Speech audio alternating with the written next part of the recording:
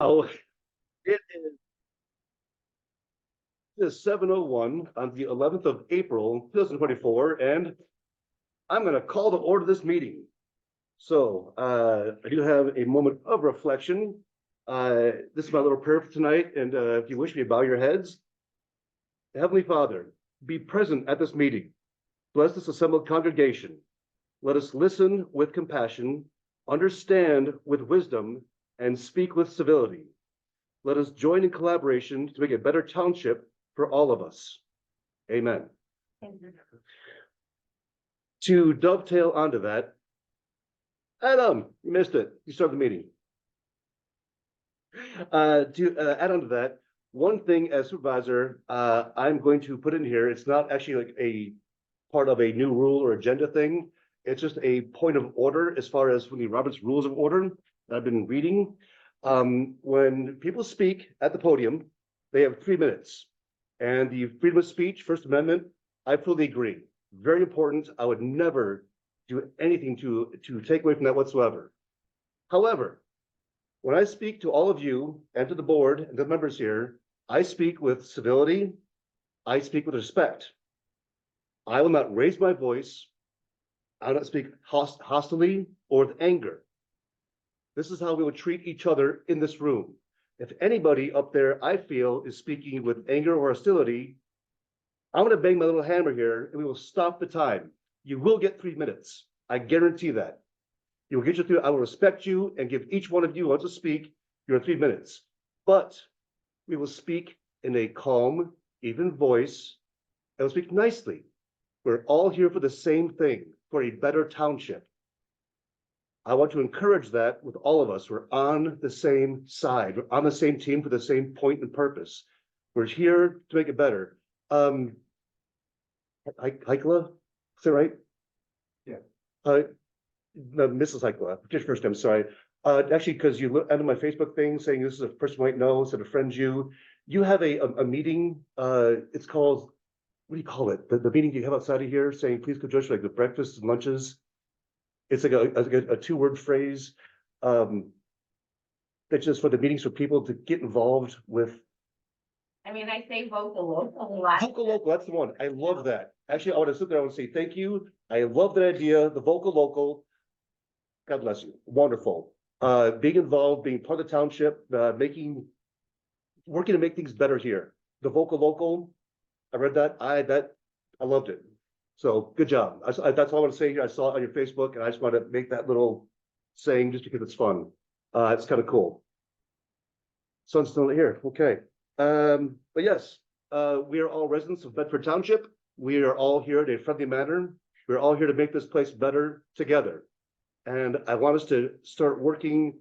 If we're fighting back and forth all the time, we can't move forward. And I want us to do good things and move forward. And so that is what I'm going to enforce with a little gavel and the time conditions up here. You will get your 3 minutes. I guarantee that. There's my son. That's Charlie. Chuck, power cords? Yes. Excellent. So let's get the speakers here hooked up, please. We should have the extension cords here as well in the front. So let's get these things rocking and rolling so we can do this. Moving along, the Pledge of Allegiance. Now please stand.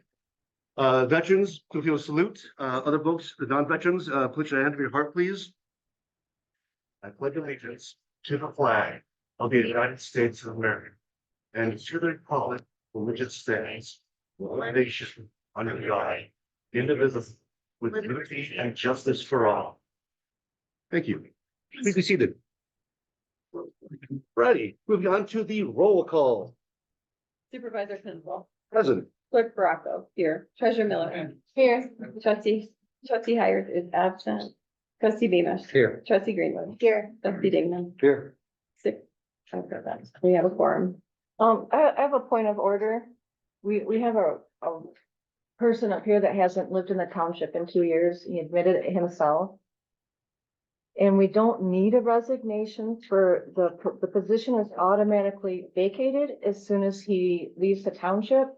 Okay. So like staying up here is like being an imposter and still collecting township checks.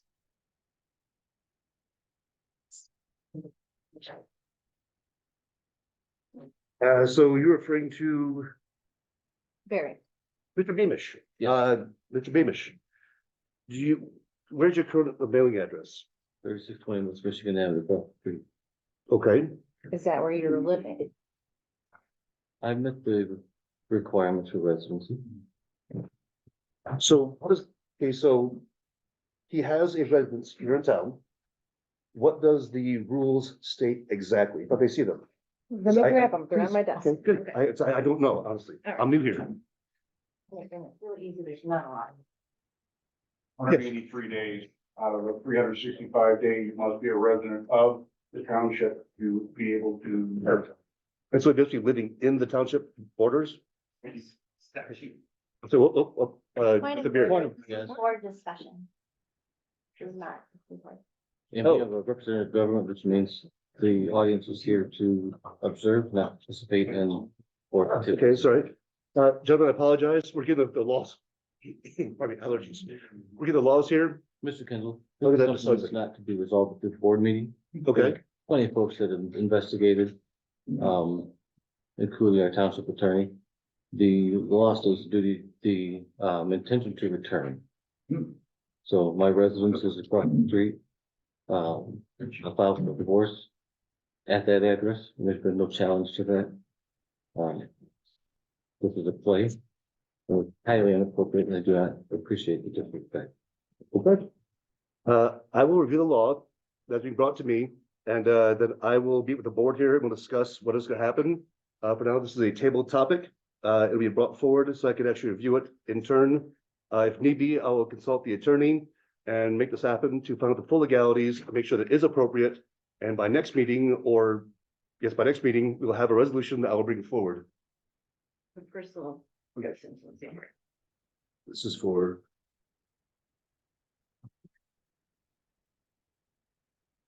Since required months. But until, where's Justin? Staying safe. Okay, and until, I have a chance to review this as supervisor, and where we have no superintendent at this point in time, until a chance to look at this, we will keep this current assembly in front here as far as the board, because I need to look at this first and talk to the lawyer and make sure things are appropriate. And I will address this, all right? If there's some kind of problem or malfeasance, I will take care of it. It will be addressed. I'm sorry, Chuck? Yes. Speaker microphone check, please. Which one you want to start with? Can speaker hear? Speakers are on. All right. Main. But for one, check. This microphone is gonna get feedback if it's right in front of the speaker. What do you want to do about that? Move it to wherever we can. Okay. The speaker or otherwise. Maybe the speaker back. This one right here. Just, yeah, okay. That way I can tilt it that right about there. Okay. And that should. Check. Mr. Supervisor, Yes, why don't we move the microphone wherever it needs to be, but we wait to move the podium until it's time for people to speak, so all these folks. that's lovely. I like that idea. Thank you. Check. I'm sorry, people, I do apologize. I'm sorry for the time delay here. We would do it earlier. But you guys wanted sound. I'm trying my best. We have it, is there sound there? It's sound, but. Do we have sound? Help me out here, Chuck.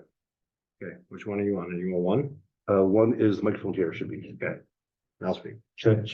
Oh, we got that. Hey, can y'all hear me now? Fantastic. All right, so you're making progress here. It's hard to hear when you have the mute button. Well, not my fault. Right, so I believe two is over there, and we think three is right there, or three in between, so we'll have Let's that. try number 3 real quick. Okay, three, if you can talk to this microphone over there. Oh, yeah. Good evening, everyone. Yeah. You can tell that speaker face back that way some more, please. Just turn it towards the right, so clockwise action. Are we doing good still?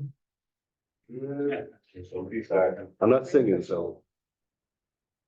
Little feedback, not terrible. That's out for the meeting. Oh, that's up, Charlie. Too much. Was that long enough? Over here. We doing good? No feedback, is it okay? It's slightly feedback. Try again. Hey Charlie, so we can't just turn turn that one off then, because it wants to there should be good enough possibly. You don't mind, please? Is that better? Turn the volume up. Okay. No feedback. Some feedback, hey, problem solved. Hey, look at that. Can you hear me now? No more. Can you hear me? Check, check, check. Yes. Is that good? Is the volume level good? Can you all hear? We're doing good back there? Far corner? All right. So, there we are. Yeah. I'll try I'm this. sorry, where did we leave off? No. No. Oh, okay. Let me get that one. Try the game. Did you want to take a short reset? What do I was about here? So, I was on the approval. Number 5, we're doing the approval of the April 11th, since we're for agenda.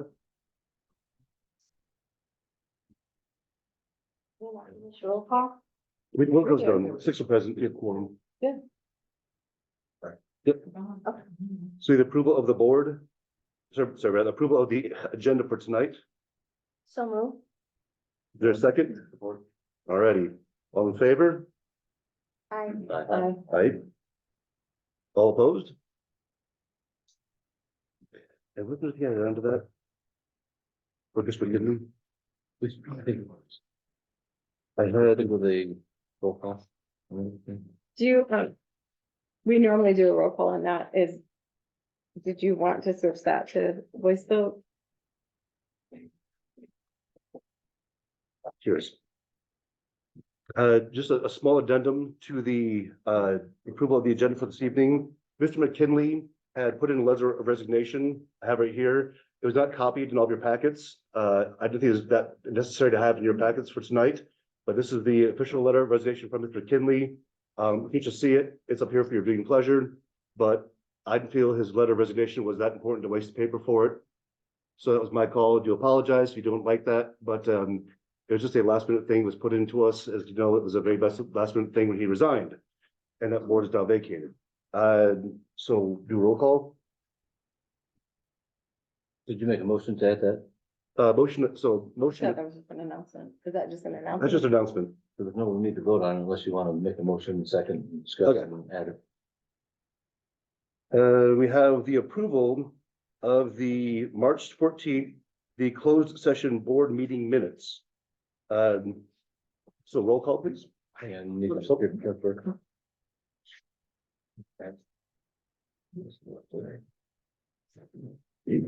We have support.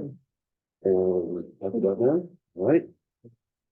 I think you're fine. Thank you, Charlie. Have a good night. You're come back and clear down now. Oh, yeah. Did I read this whole thing? No, No. No, and you'll return it back to me. It's just Okay. everyone reviewing them and then we'll vote on them So with move. the roll call. So Stacy moving. support. Who's that?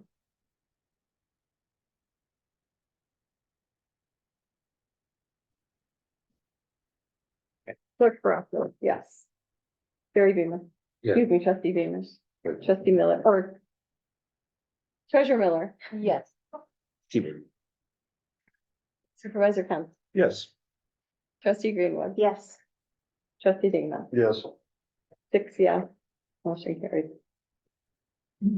All right, the public comment on agenda items only. Item 7, please. I'm sorry? Item 7. Oh, you missed one, sorry. I'm sorry, I thought, oops. Approval of the March 21st, 2024 minutes. We have the minutes to be approved. So move. Is there a second? All right, all in favor? Okay, roll call, apologize. Treasurer Miller, Yes.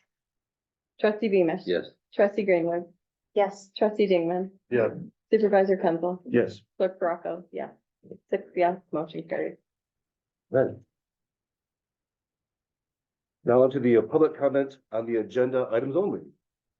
If anybody wishes to come to the podium and bring it forward for comments. To hopefully. No.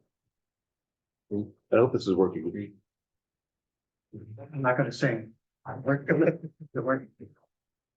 I'll speak loud. Is it? I'll speak loud. Okay. With my time's out really way. I don't know if we're about to start yet. That's.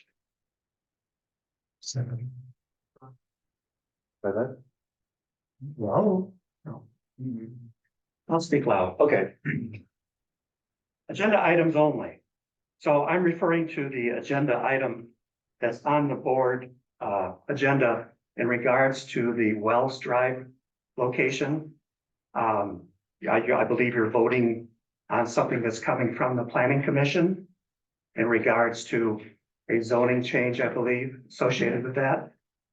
And I was at that Planning Commission meeting, so I'm a little bit confused about some of the rationale as to why the Planning Commission did not approve that change. And one of the board members attending the meeting had mentioned that they wanted in the master plan to make commercial districts less scattered. And I think that's a great idea. I think that's a great idea. My problem with that is simply because as I go to beautiful downtown Bedford, and many of you have been there, and I look at commercial enterprises, to the east, we got Russell's Country Store. To the north, we got Wild Mike's. And this location is not as far away as Wild Mike's or the Russell's Country Store. So in my geographical mind, I thought it was rather confusing that we're trying to make things less scattered when they're already scattered and the proposed change was within the radius of the other two commercial enterprises. So I'm hoping today when you discuss it, that I have a better understanding of what the rationale is, other than the term scattered, unless there's another definition that I don't know. And that's all I have to say. Thank you. Thank you.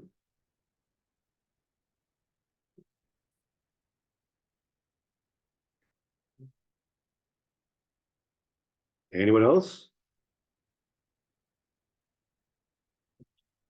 You can sing. All right. Hi, Bruce Pikey. Well, Bruce. This refers to the unfinished business and number 13, excuse me, 13, A. About 6-8 months ago, we were told by the treasurer that the budget would start being in the packet. So us residents could see it. It hasn't been on there once. She told my girlfriend that she asked, it's on record. I like maybe she can address that, why she hasn't been putting it on there. It's almost like maybe you're hiding something. I don't know. It's hard to say. It's not on there, so. If maybe we could get that on there, like you promised us, that'd be great. Thank you. This thing? Yeah, this thing here, right?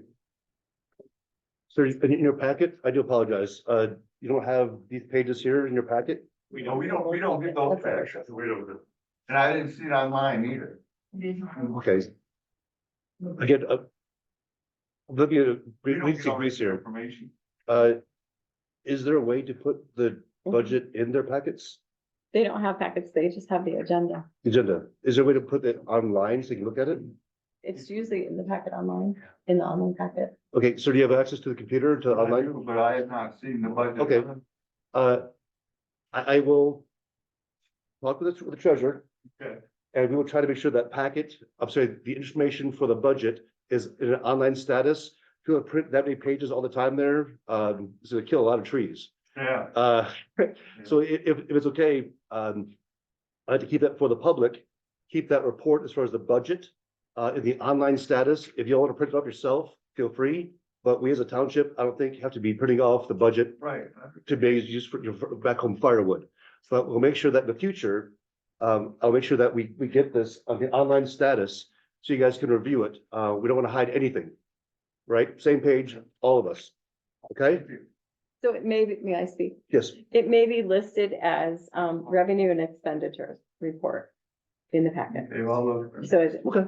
I mean, maybe we can collectively find one that's just called budget. But right now, that's what it's We're gonna called. upload it and probably get the upload it to work. I don't know, it's easy, it's already there. Awesome, thank you. Just have to make sure. I can see. You can find You can find it? I can usually find them. Okay. So, sir, it's online Okay. and I'll make sure that if I there's ever a problem, apologize. no, not at all. Please, it's your concern. It's our concern. If there's a problem again, if you can't find it, let us know. Trying to make an easier way to access it, make sure it's a more, I guess, up the food chain, so you can find it easier. Okay. Just please let us know. Right. That's what we're here for. May I interject on that? There's an expenditure, and revenue report, and then quarterly, there's also a treasury report. So those are the things that you would be looking for. Okay. And it's online, so Correct. we can all be Oh. same page. Yeah. My goal. Okay. Anyone else? Just quick input, Please. can we PowerPoint it? So while we're having discussion of a certain agenda or whatever, you can have some current information to put it up on that TV that's right behind your head. You know, you want a power chair with massage and heat to it, now PowerPoint, like, you know, you just, boy, oh boy. Okay, you know what? Massage. Ah, for you, just a service dog? Okay, we'll work on it. The treasurer, I'll talk to her about making a PowerPoint presentation to put up here so it can be viewed. During Things the- that, like, important things like the agenda that we're dealing with, you know, millions of dollars, whatever, or there's a certain issue that's going on, it's a major issue that we can PowerPoint somehow. So the rest of us folks out here in the back or whatever can read that online and go. We will try. Okay. That's all. All right. For the public comments? Anybody else? Okay. Moving on. Moving on to communications. We have a draft of the, for March of the 2024 minutes. I think we should both point to it. Yeah, just, they can read it. Okay. Good communications, you have it all in front of you. We go for the draft, the March check disbursements, March check register, revenue expense, BCPD activities, Bedford Fire Department activity reports, the superintendent action plan. That was supposed to be done by, Mr. Miller before he left, and I believe that, Mr. McKinley, sorry. And it was not done, was not finished. I haven't seen it. So I do apologize about the superintendent action plan and monthly report. He left before that was completed, so that will not be in your packets. That is not available. I found a half of it on here. Do you? Yeah, it's more than we have. It's in the packet. Interviews Okay. and, it's in here. It's a partial. The building and zoning admin reports, assessor report, attorney marijuana outside ordinance update, and the cemetery report.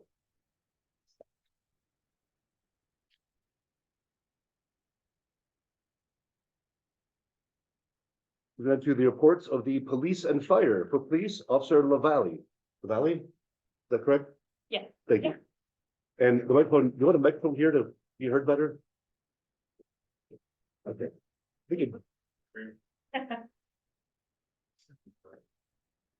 Second. Yes, there we go. We got all type of board here.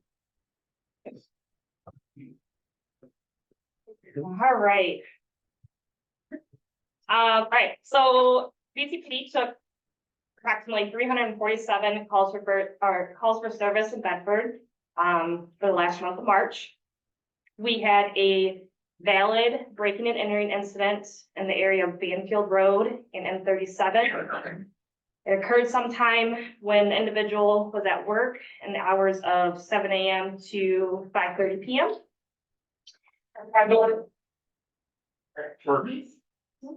The front door was pried open and PD walked to the residence with the homeowner, and there was alcohol taken, jewelry, knife, money, and guns were stolen.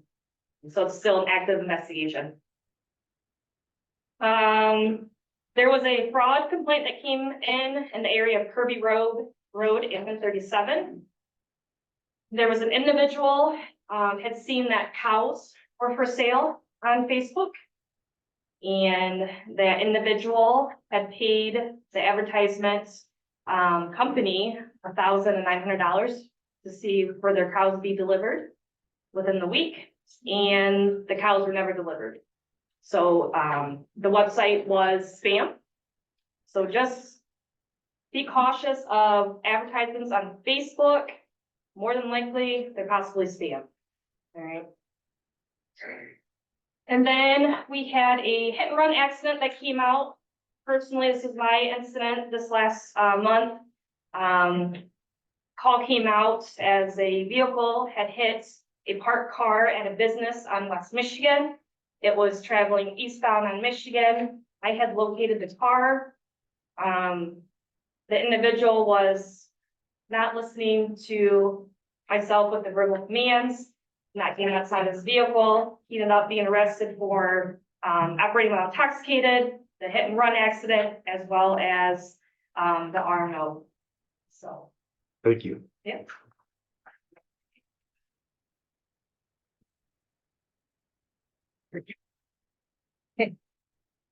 Work in progress. I'm trying to help out.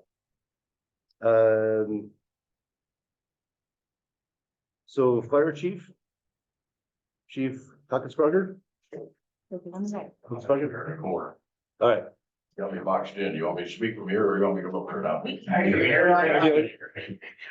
He's got a good voice. Alrighty. Right now, we've made 276 runs since the first of the year. Now that's medical.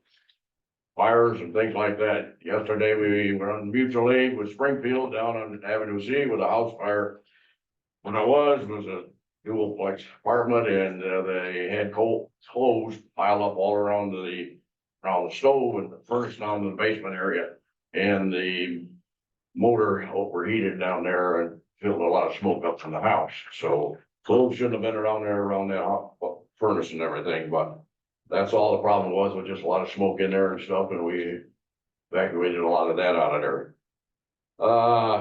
School's gonna be starting for the newcomers we've got. We've got, I think about 6 new people in our department here that are gonna have to go through 240 hours of schooling, which means they've gotta go either on a computer or go through the book that they're gonna acquire, and they have to go through that and complete all of the chapters, and then they end up taking a test in the springtime when the state will come down where they have to take a quiz and then manually put on SCBA's, tying knots, climb ladders and set them and stuff like that. Once they pass that, then they're certified and then we can put them to work on the department. Meanwhile, we got them use them as gophers because we can't use them anyplace else. Help roll up hose and stuff like that. Structure in fires, we cannot put them in there. We can take them in after the fire's out and stuff. We'll take them in there and show them how it's going and show them maybe the pattern, determine how the fire is. Fire runs in a pattern. I can pretty well detect where it started from and everything else after all the years' experience that I've had on it. We have acquired quite a few smoke detectors, combination of smoke detectors and carbon monoxide, and then we've got some that are just strictly carbon monoxide. We've got quite a few. We will be having something set up with either a call in and you leave a message if you like to have one installed in your house, you don't have one or something. We'll acquire that message of who you are, make contact with you. We will go back with you and maybe set up 1 or 2 if you don't have them in the house, stuff in there like that. This is a grant that is given to us here and stuff. And once we use all these, all we gotta do is make a phone call and we're gonna have a bunch of more coming in on it and stuff. So that's gonna help out a lot of people that can't afford some of these $30, $40 combination of smoke detectors and stuff. You should have them in your house. They do save lives. They say they'll let you know what's going on before you can wake up and something in there.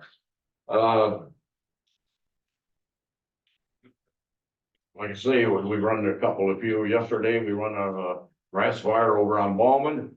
And when we got over there, they had a shed that was pretty completely in fire and it was a small wooden shed and it burned up the ground and stuff, but we put the fire on. We've had a couple of grass fires so far, but maybe this weekend if the weather breaks and stuff like that, people are gonna be burning and stuff and we'll probably have some more running and stuff there. Years ago, we used to have a lot of them, but it's calmed down and we don't have so many of them anymore. Accidents, we're lucky at that. I almost got T-boned the other day, running on Springfield one. I come down 37, I come up to the corner on 37 in West Michigan. The light was red on my side, and I come up and I come to stop, and I asked for permission to go through. And both cars on the lane and the other sides were stopped. As soon as I started up, one idiot on the far lane zooming down through there. If I'd have kept going, he'd have T-boned me. If I wasn't in a hurry, I got up Springfield, I'd have run him down, but, you gotta watch ourselves. All we're doing is asking for permission for those red lights and siren. We've got to stop to the four corners where we're there and ask for permission and stuff. And most of the time, people will give it to you and stuff, because we are going for emergency, whether it's medical, structure fire, or accidents, or things like that, or stuff in there. So, most of the time, people are pretty good, but, but always you got one idiot that's in a big hurry in this world nowadays, and, it's gonna catch up with him pretty soon. So, other than that, we're moving along, and, hope we continue that way. So, Chief, quick question if I may. So with the firefighters you have, what is like the max number that you should be at capacity, and what number are you at currently? well, we're gaining right now. We've had, years ago, we used to end up and have, maybe close to 35, 38 people on the department. That was many years ago. Now I've got 21 so far on there, and with these new people, I may be getting up close to 25. I got 3 more applications to go on to, but I haven't designated the different stations, 1, 2, and 3 stations they operate out of. So we're covered in the township right now. We have 3 stations in there. We have people there. We're all volunteers and stuff like that, 24/7 if we're available and stuff. So, number 1 station in the village, we took a survey a while back and stuff in there, and that was the station that got on the scene usually the quickest and stuff. And, before one of the other stations got an operator, but they're in follow since, but being living close, I pretty well get a truck and I'm on the road, and sometimes I have to fire out in vehicle before, the other stations get there, and, I got a couple of captains, and I said, well, they make a bet with that when they're coming up and seeing it, the guys in this truck, they'll say, I bet he's got it out before we get there. Usually I do, I usually have it out and stuff, so, but we got a good crew so far. I hope they continue that way, and we got a lot of young guys on there, and, they've learned a lot, and, they not only learn from the books, but most of the time they learn from on-the-job training. I personally think that's about the best way to go, is on the job and learn from a lot of elderly guys and women that are on there. And like I say, we got 3 women, ladies on there, department too. So we're not discriminating and stuff, and they're doing a good job, very good job. And they can handle what the jobs are too and stuff on there. So I'm proud of them too, and the rest of the group. So other than that, I will sit down and take any questions. Thank you, Chief. The legislative and intergovernmental relationships. Representative Hasma and Mr. Frisbee.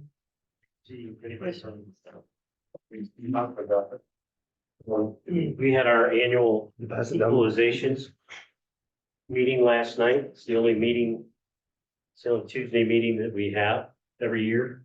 It's by law that we have to meet on the 2nd Tuesday.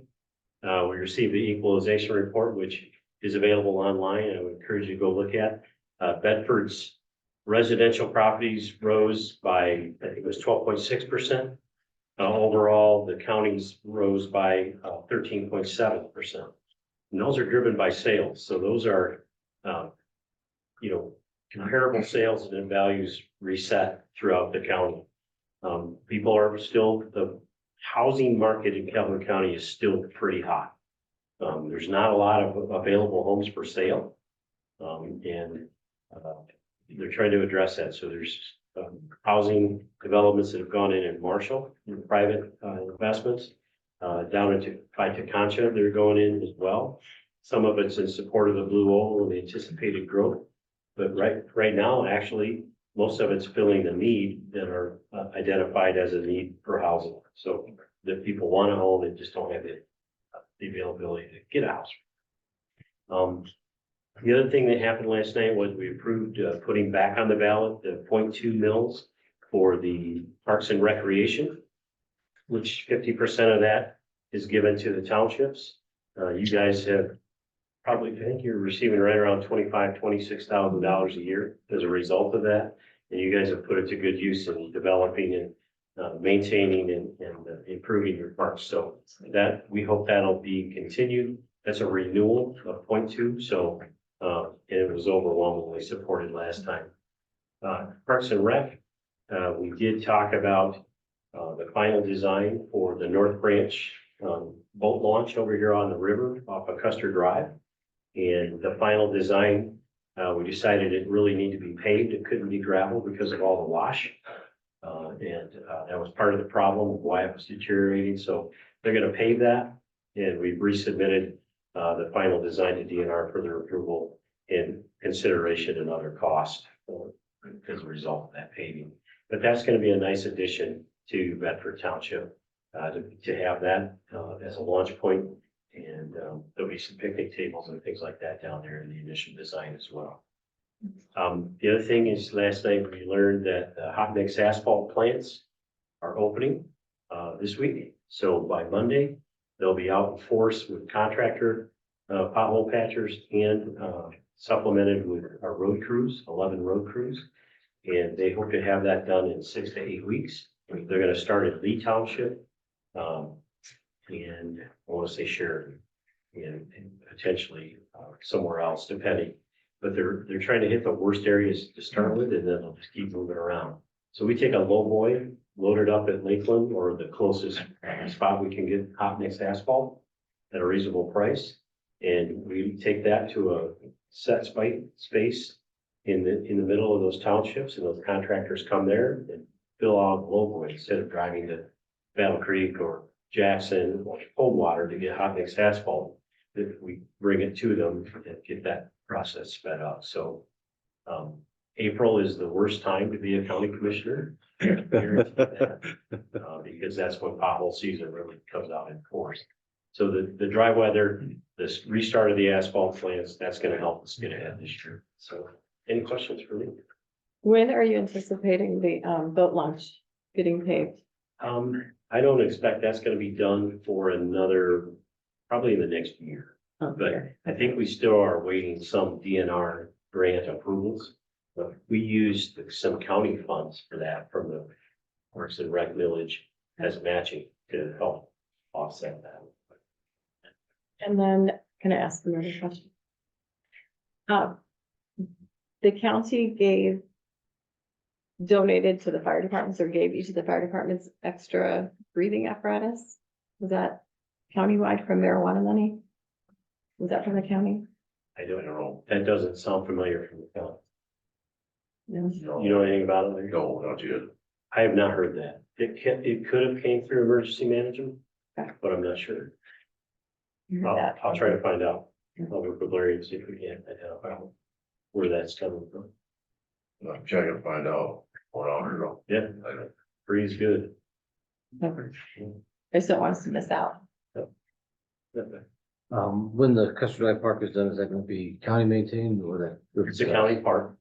Yep, and so it'll be maintained by us. Great, thank you. And it's nice to have a park outside of Emmett Township, right? Yeah. When I started as a county commissioner, every park, there was a county road park was within Emmett Township. Now we have, this one will be updated, and maintained, and Mid-Waback is a new park that we built with cooperation in Albion. And that's just on the south end of Albion, but it's a really nice place. It's been all the walking around. And what I would encourage you to do is go on the county website and look at where those dollars have been spent. So that 0.2 mils this year, we anticipate it's going to raise about $900,000. So that's up from the original year was, 750, now it's up to 900 because of increasing property value. And take a look at the website of where all those dollars are going. So when the townships get, cities or the villages get their portions, they're doing projects as well. And we've had plenty of 2 or 3 different examples where governmental entities have gone together For instance, Burlington and Burlington Village, Burlington Township, and Burlington Village have put money into the playground that's in the village of Burlington. Sheridan decided they didn't want to build any parks, and they gave their money and developed an agreement with the city of Albion, and they used their, what's pickleball and shuffleboard and others, and they helped, put some money towards, maintaining that. So there's a lot of good opportunities coming along. Penfield's probably gonna build a park behind the cemetery off of M66. You guys are doing good work. We just ask that you keep those dollars, don't ask, we demand that you keep those dollars to where they belong and report that, and then we can show the public where those dollars come from. So, any other questions? Thank you. Thank you. And to the people out here, if this is not working at all, please let me know. I'll try to do what I can do, but It's not working that well. He's facing you guys. that's, Turning sideways. but if I'm here, Still okay, Understand, but we still cannot hear him back here, and we cannot understand the questions you guys are asking Okay. at the speaker's table.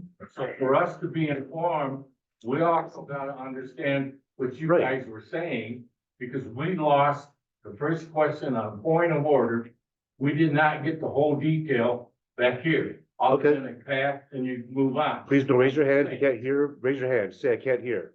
Okay, So- Isn't close enough to their mouth. all right. So maybe a short score too. Great. Well, I also just moved this quote around some, but please, I can't tell if it's facing to you guys. I can't always tell if this is working or not. So if you can't hear, I'm trying. Please let me know if you can't hear, it's not working. Just like, point your ear and let me know about it, and I'll start smacking the board until it works. All right, so please just inform me. I'm here, I'm working for you guys, all right? Sir. There's tons of money available for the low cost of just doing this consistently here. And a lot of us asking for it for years, several years. Agreed, and like I said beforehand, we are working to get the whole thing amongst the board, to look at it and try and get it, but I promised you last month. I would have this here, make it better, and until we get this whole thing resolved with money and buy it and installing it.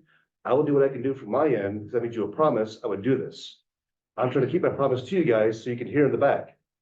That wasn't my promise, I'm not gonna break it. So yes, you are right, and we are working on that, but because Mr. McKinley just stopped working here, I have my own job. We're trying, and it's just a rough patch right now. And we're gonna try to get this going forward, but until that is here, I gotta do this right here for right now. But I will try to make it work to accommodate you guys, because you asked for it, and I will do this. Okay. Presentations. So Rod Otten is the new Calhoun County Senior Services Manager, and Rod would like to discuss and introduce himself to the Bedford Township Board members. Rod, let's pass this down to Rod, please.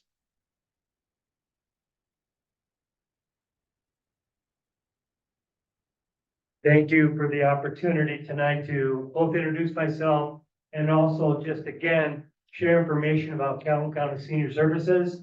The programs that we fund around the county to support older adults and caregivers. And also want to highlight a program coming up that maybe some of you have participated in years past, which is our festival, our event expo that we do at the Kellogg Center. That's coming up in May 23rd, so I've got information on both. But again, just as a reminder, the senior village has been around since the late 90s. Last year, we served over 7,000 older adults in the county, providing services from everything from minor home repairs to meals to in-home care, et cetera. Provides a number of different services to support older adults in terms of aging in place and to enhance their quality of life. We're committed to serving older adults and caregivers in the county. Our phone number's on the brochure. Please take one with you. We will always be available to answer your questions and to help guide you through what can be a very challenging process of supporting older adults as they age in place. That's Dr. What age do you consider older adult? Millage is 60 and up. Thank you. So, You're 35. my neighbor here, we were talking beforehand and I qualify as well. So, yes, I would welcome any questions, but I'm gonna leave both the brochures. Please take one as well as the information on the upcoming act. Thank you. Thank you. I appreciate the opportunity.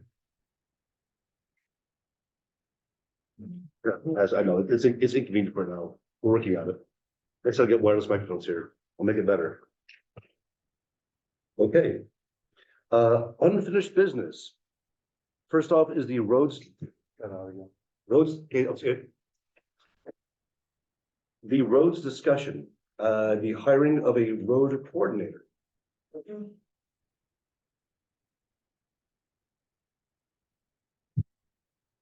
Sorry.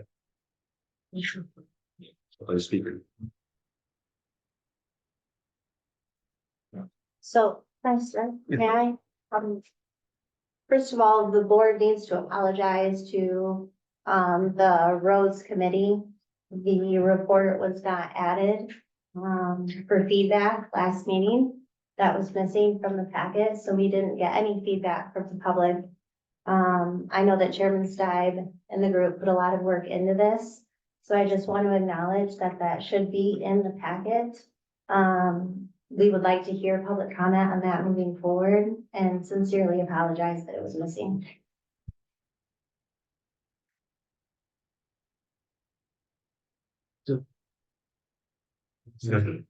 We're kind of, at the point we need to decide if we want to establish that position, is that correct? And Yes. define what that looks like, so we would. My guess is our first step would be to decide if we want that position and then work toward next meeting to create a definition of what that would look like, pay wise, remember what that, is that where we're at? If I understand? Yes, I believe it's needed. We discuss that.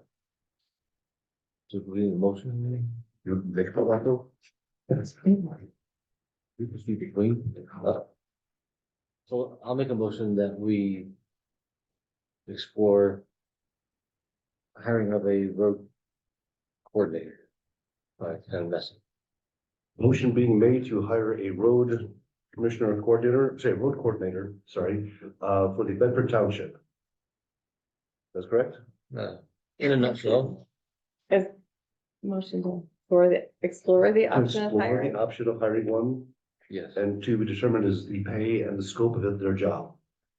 But you would need to determine the two scopes, one, whether we match with the county or whether we take the roads on individually. Those are two different workloads. So first would be to explore the option of hiring a road coordinator. So it's not something we're gonna hire tonight. If we want to move, if we vote, my thought is if we vote on that, then that becomes an action item that we then develop that job description. And then we would have once we develop that, then we would have a vote to whether or not to hire or not. So the first step, I Is to feel, explore the option of hiring. yes, what it would look like, qualification, I think that is to explore what the position actually is first. yes. Okay. And then, forgive me, you were prior supervisor beforehand, and other folks here were prior supervisors. Can I just say we table this right now, so we actually meet as a board to delineate what this is gonna be, or is that done in this meeting here? I don't know the particulars of that. We can never meet together without these guys. We can table it for the next meeting to make a decision on whether we want to participate with the county.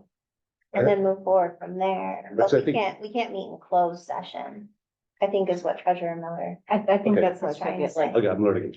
And we could each bring some, it would give us individually the chance to I just wanted to maybe play it by ear. bring together what our thoughts are on that, rather than cold turkey tonight, Right. trying to figure that out. So essentially, if I'm understanding right, we can have a road coordinator whether we're working with the county or without the county. We would Would Mr. Yes. Stives have something to add? have one. Would the board like me to Mr. Stibe, please address the board. give clarification? Mr. Stibe?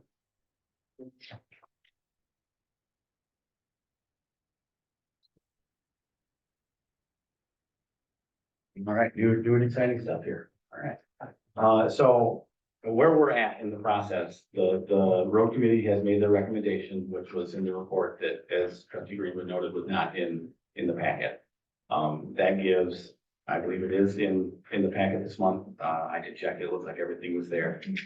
Even the public an opportunity to view it and then voice concerns as far as that goes. There we go. Is that better? Yes. No, sorry. Yes. As far as the road coordinator goes, that is a board decision that you guys would need to decide if you want to entertain that idea. That was just the recommendation from the road advisory committee. You would need to decide if that's something you want to do, and then you would need to, as a group, decide what the parameters are going to be, job description, so on and so forth. Having a road coordinator does not have necessarily anything to do with whether or not we go with the county or not go with the county. So let me just clarify that there as far as that goes. The road coordinator is going to theoretically help the board and be the liaison between the board and the county at the county level, as far as projects, funding availability, attending their meetings, so that the board can make, fundamentally sound decisions based upon what is available as funding, what we have to spend, so on and so forth. Again, that's just it was a recommendation from the committee to help as a go-between, because obviously the board members can't attend each meeting and things like that. So that's where you're at in that process. Again, just a recommendation. The board will have to decide if they want to take that on as far as that goes. And again, that has nothing to do with whether or not we get county matching funds for a road or whatever. That's just somebody that's going to be involved in that process and able to keep you apprised of the situations and stuff like that. Yes. Uh, Oh, go ahead. Please. Do you know what happens if we take on the roads ourselves? Do we get that portion of ours that goes to county? Do we get that back, or are we, No. they keep ours and now we are on our Correct. own? Yeah. Oh, So basically, in that packet, in the report, they had the county's description of projects and how they're funded, whether it's 50-50 or if it's, you can do what they call an overmatch. I don't want to get long-winded here, but all of that information and how that works is in that report. If everything is online. If it's not, we'll make sure that we obviously get it out to the public. But there's two different, there's the policy, I think it's 519, or maybe it's 509, I can't remember which. But it's, a 50-50 match with available funding from the county. And then if you want to go out on your own, there's a set of standards that you're going to have to meet, and what your township is going to fund that entirely. There's no match there. But that's all broken down in the report we have as well in there, what the county was doing this year and the local road projects that were reported or, is funded and stuff like that. So. Go ahead. the way it started is Act 51 for the road. That's how it all comes down from the state, is through there, but I'm confused because I thought Act 51 designated it 80-20, and I don't know how they could make a policy to make it 50-50. And so that confuses me. So I don't know. I mean, Act Yeah. 51 was certainly before, my time, maybe even in birth, who knows? I do know that they have changed that policy. Also, again, that's all referenced in that report. It used to be, I think, 70-30, so. You're referencing a policy that I've not ever seen, so maybe it used to be 80-20, 70-30, but it's 50-50 now. And that is all stuff that the county commissioner, do in their meetings and decide what the funding is gonna look like and stuff, which is why I think having a road coordinator is a good idea. So we have someone attending those meetings and being a voice of efforts. So my understanding was we already passed a resolution to approve that at the last scheduled meeting. That was a secondary motion. You getting this? I thought we moved it to unfinished business. To keep discussion going on it.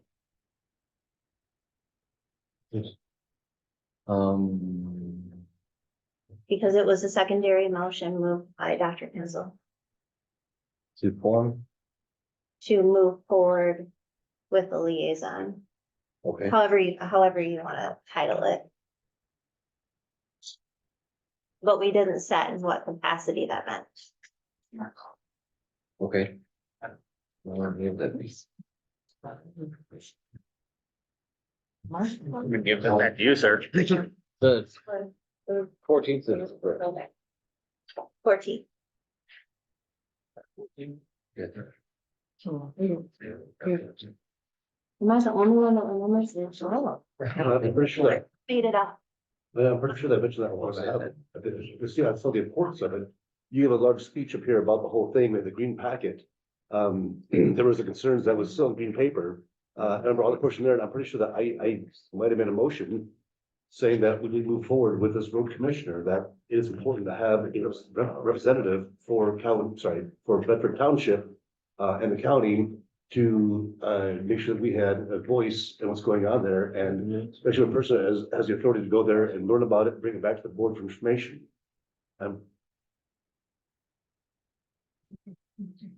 Okay, so, So how do I think it would be good to have a coordinator as a liaison between yes, us and the county. so how do we delineate the job, the salary?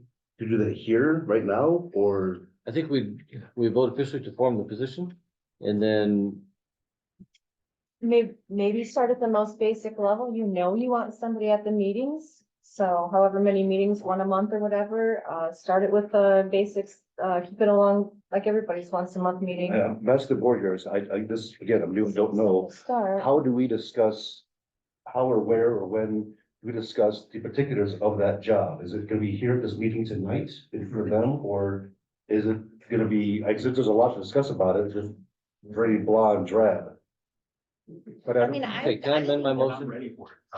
no, exactly, Adam, you're right, that's what I'm saying, and so that's if we make a meeting outside of this to discuss it, so we can come back next time and actually have. You the commission should come back. May I recommend Please. that we hear from the public on this and then we table it to the next meeting? So we can get input from the public before we have open discussion on this. I think that was part of the issue with the packet being left out, was that we never received public input and we should have. So input as to, do we want the job or not, the job creation? We've already established that at the Okay. March meeting So we're in a secondary motion. making a job, there's a position that wants to be done, and we need just discussion from the public as to the particulars of this job. Am I following you right? Yes. Okay. Should I make a motion on that? Discussion tonight?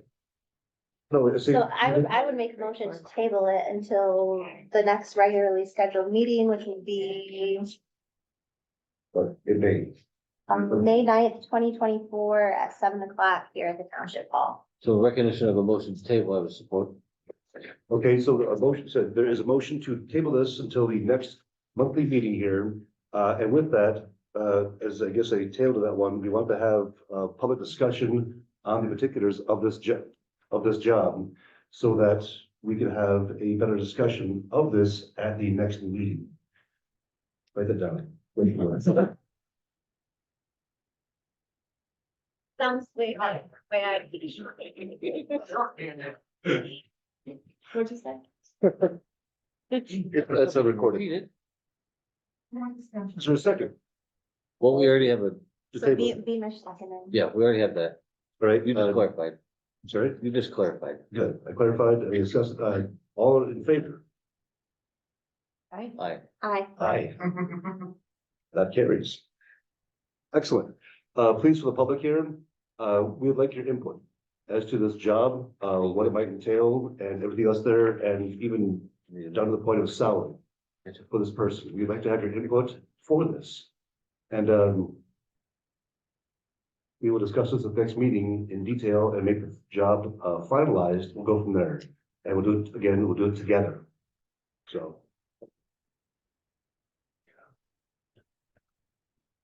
Good. All right. Moving on to the treasurer report, a discussion for forming a financial advisory committee. Oh, yeah, here we go. Okay, treasury reports in the packet. We're gonna make sure it's online. The general census is that, nothing is lacking funding. The accounts are doing great. Making great interest. I think we got like 16 grand in interest or something last month, so that's excellent. We wanted to kind of discuss a financial advisory committee. Now, it's really up to the whole board. It was just a recommendation from Mayor Casterian. I'm not trying to have it land completely in my lap.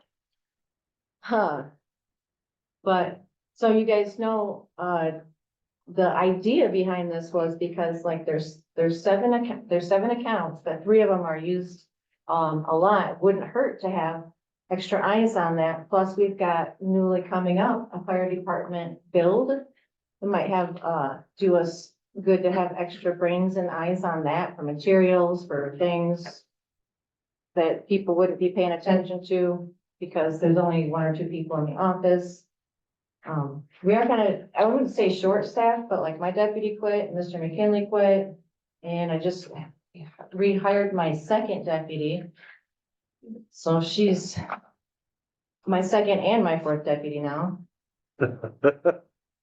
Good for her. She approached me. I didn't know what to do. I didn't know who was gonna take it for 6 months and that's crazy. There's also a 5-year plan coming up. That's gonna need extra eyes and ears on. And then the Parks and Recs has monies that they get every year. And we just wanna make sure that we're following the rolling thing and keeping up with them. And then the oversight, it equals more eyes, which equals like greater transparency. My thoughts on that depends on what you guys feel like, but having the board look at the same thing over again is like reading your own paper for mistakes, right? So that's kind of why I wanted people from the outside, anybody randomly that's interested to, No, not me, not Jerry. no, yeah, no. to be part of something like this. The committee, is that just a voluntary job? Voluntary, Okay, yep. So- A committee is free, a commission is money. right, so, okay, So the issue that I have with that is that in regard to FOIA requests, especially when we talk about financial information with the attorney, information needs to be redacted. So getting the public involved in information that may not be provided to the public for the safety of the residents, and I don't think that would be appropriate. To get residents involved in financial information that could potentially be redacted from a FOIA request. Then you're gonna heavily involve the attorney in FOIA. Freedom of Information Act. sorry, got it.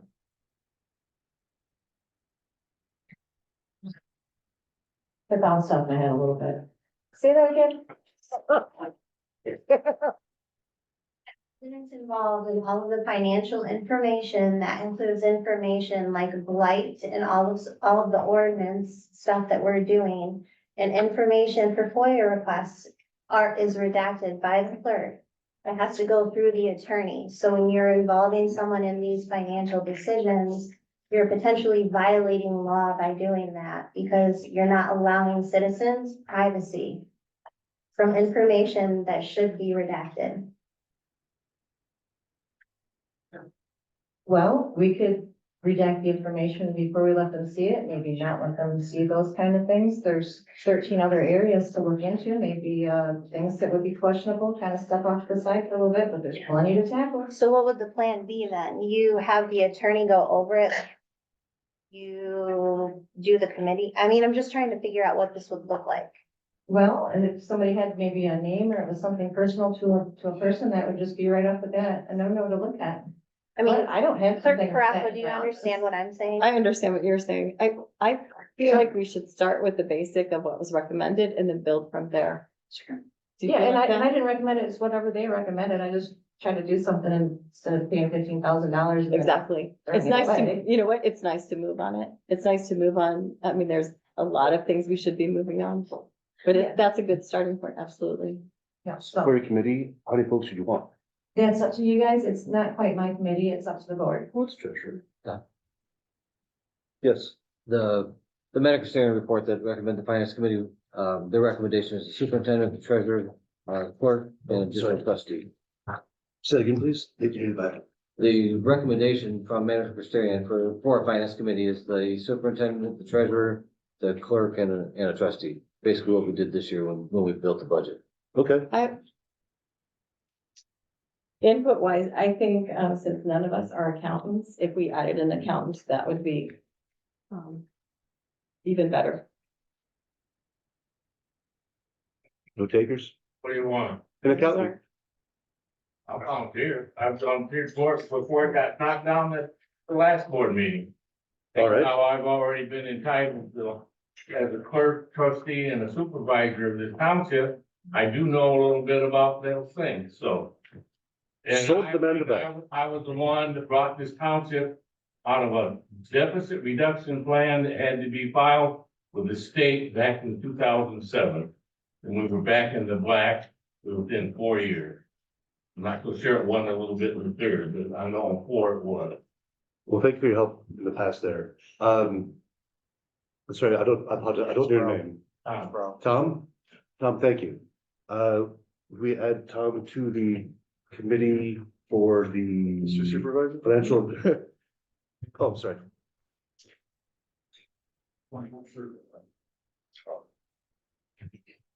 I'm listening to everybody and I completely support that it would be helpful if we had a citizen who was a professional. I mean, you know, sometimes to the chagrin of fellow board members, I'm the one that chooses to go to neighborhoods and knock on doors, because if I don't live in your neighborhood, I don't have a dog in the fight, so I kind of feel that way about this. But I think we can quite simply solve both these questions before we waste Mr. Sproul's time or waste anybody's time. I mean, we have our attorney here all the time. We could ask one simple question about the liability of FOIA. I had to deal with a little bit of that in my career, and it should be a yes or no answer. I understand that if we involve a private citizen in a committee, they aren't bound to the same privacy rules that we are, because it's not a paid position. So we don't want to end up putting them in a liability jeopardy. We don't want to put us in a liability jeopardy. So let's just ask one simple question to the attorney. Is this something we can do, or is it not something we can do? And not spend a lot of money. For the committee? Yes, sir. Okay. And if it is, I mean, if Mr. Sproul is volunteering, you know, yeah, I was here when he brought us out of the red. Had a great idea, Tom. Hey. So, I'd like to, sorry. For the water. Those are playful. I'd like to make a motion to table the creation of the Financial Advisory Committee until we discuss it with the attorney Simple question. to make sure that it is a viable position to have, say, legally allowed us to have there. And if so, we got Tom on the hook. Y'all heard this, so support. You have support. All in favor? Discussion. I'm sorry, discussion, apologies. A discussion of the topic for making this position with the lawyer being cleared at first. I'm in favor. I think an accountant would be wonderful. We just need, an actual date for when you're gonna table it by. So are we doing this at the next meeting? Yes. Okay. May 12th? You wait. May 9th. So table to May 9th Yes, please. to form a committee and potentially add an accountant citizen on board with the recommendation of Maynard Costerison is what we're talking about? Yes. Yes, okay. And if the committee is formed, Tom, I'd love to have you there. You have great history. You've done a lot for this township. I think Damon brought up a good question. I think liability lies both ways, protects the township and myself. So I think that's great. Thank you. Thank you. I appreciate that. So we're gonna table it to the next meeting. But if it does go through, then yes, our discussion. We have a vote. Roll call, or just a roll call for the vote, please. Trustee Greenwood, Yeah, trustee Dingman, Yes. clerk Baraco, yes. Supervisor Kensel. Yes. Treasurer Miller. yes. Trustee Beamish. Yes. 6, motion carried. Thank you for volunteering. I appreciate it. You did a lot. You have experience. All right, next is the personal policy revisions with Mr. Seth Coaches. Coaches? He skipped out on you tonight. Oh, man. attorney. That's the attorney. See him. Uh, There's just a spelling error on the. And it's only on the first couple sentences in the employee thing, but you can skip it. It's nothing. You don't have to revise over spelling error. Okay.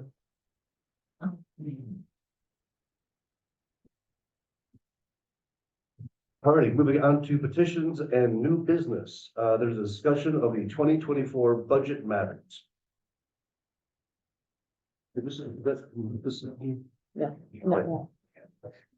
We have a resolution, resolved by the Board of Trustees, the Township to Bedford to. You have the discussion first. I'm sorry, discussion, I thought was part of this, sorry. No. Like that. Discussion of the 2024 budget matters.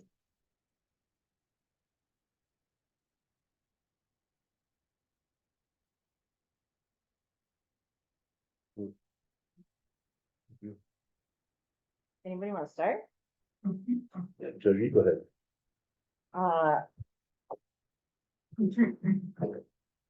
We got in a little pickle with the budgets. We didn't pay anybody $15,000 to do this year. We learned ourselves. We learned the hard way that it's not as easy as it looks, but we can still get it right. Just had a couple like missteps. So from my point of view, what happened was that Thursday, we have the budget meeting. We all agree on the budget.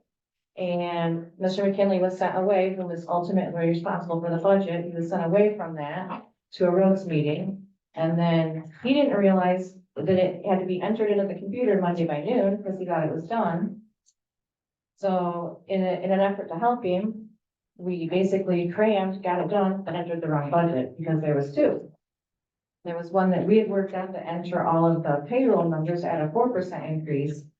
When we got to the budget meeting, they all agreed on a 2.5% increase. So a 4% increase got added, and we've got to knock that back down to a 2.5 increase like we all agreed upon and get the rest of the numbers to the numbers that we actually agreed upon. So the misstep is that it was two meetings in December. It was a Thursday, and then the packet had to be entered in the system by Monday at noon, which he didn't even realize. To get the packets out, so we're back at the Thursday meeting, but nobody looked at it. So we all missed the fact that it was the wrong budget altogether. And then my deputy treasurer caught it the first pay period because we checked all the paychecks to make sure they were right off the bat, noticed it right away. And then I went to Mr. McKinley's office and I was like, hey, we entered the wrong budget, but me not thinking, I was like, look, we haven't adopted it yet on the computer. There's a button that says adopt and it's still in the requested. So I was like, let's put the requested back like it should have been. And then we adopt the right budget. Oh, error. We already voted on it in December. Forgot. So voted on the wrong budget in December, even though I put the right one in, my bad. Can't do that. That's a no-no. So I was trying to fix it, but I missed the step because I already voted on it. That's what I know about it. So I went back over it, rewatched the whole 3-hour meeting, took notes on all 700 line items, which I have here, but unless somebody wants to compare it, I'm not just gonna keep doing stuff by myself and giving my information away. So I need somebody else to step up, so I don't get to keep taking this blame by myself. Anybody? I wasn't here. So we went into the budget meeting, from what I understand, you were correct, Mr. McKinley left. When we approved the final budget, we all approved the final numbers that were in BSNA. I had met with, your deputy. She said that her pay was not correct. So I asked for what we had voted on in December, and I asked for her pay stubs. And I was informed that there was a 4% increase instead of a 2.5. There was then a dispute regarding her pay. So I started asking her for the paperwork. She denied giving me the paperwork. So then I met with you and Clerk Faraco to find out what the issue was and was told you cannot get any information from my deputy. You go through me first. However, you were not in the office. She failed to provide me the information. Then on February 5th, the numbers were changed. The supervisor is in charge of doing the budget, not the treasurer. And we were in his office. He did not do it. You inputted the numbers. We voted on that.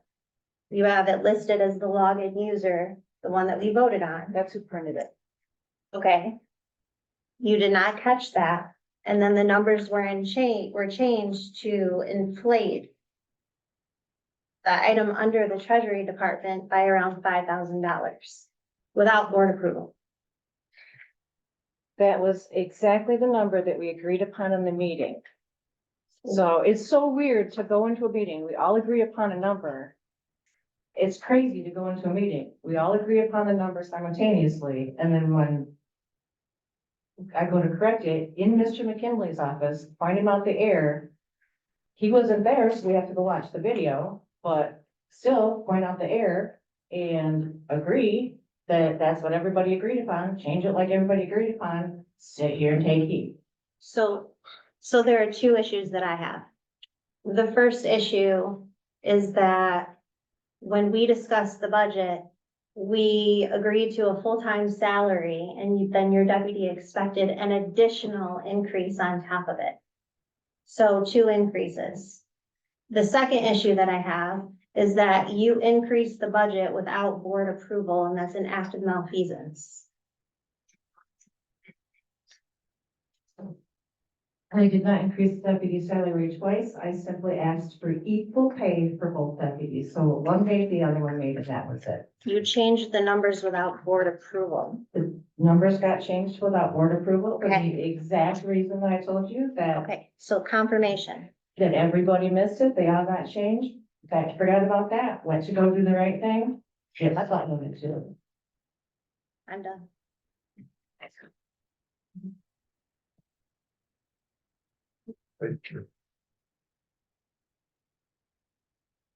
There was further disparity on the numbers. I've got written down a different number, than what was, and I had a different understanding of what the full-time deputy treasurer was gonna make.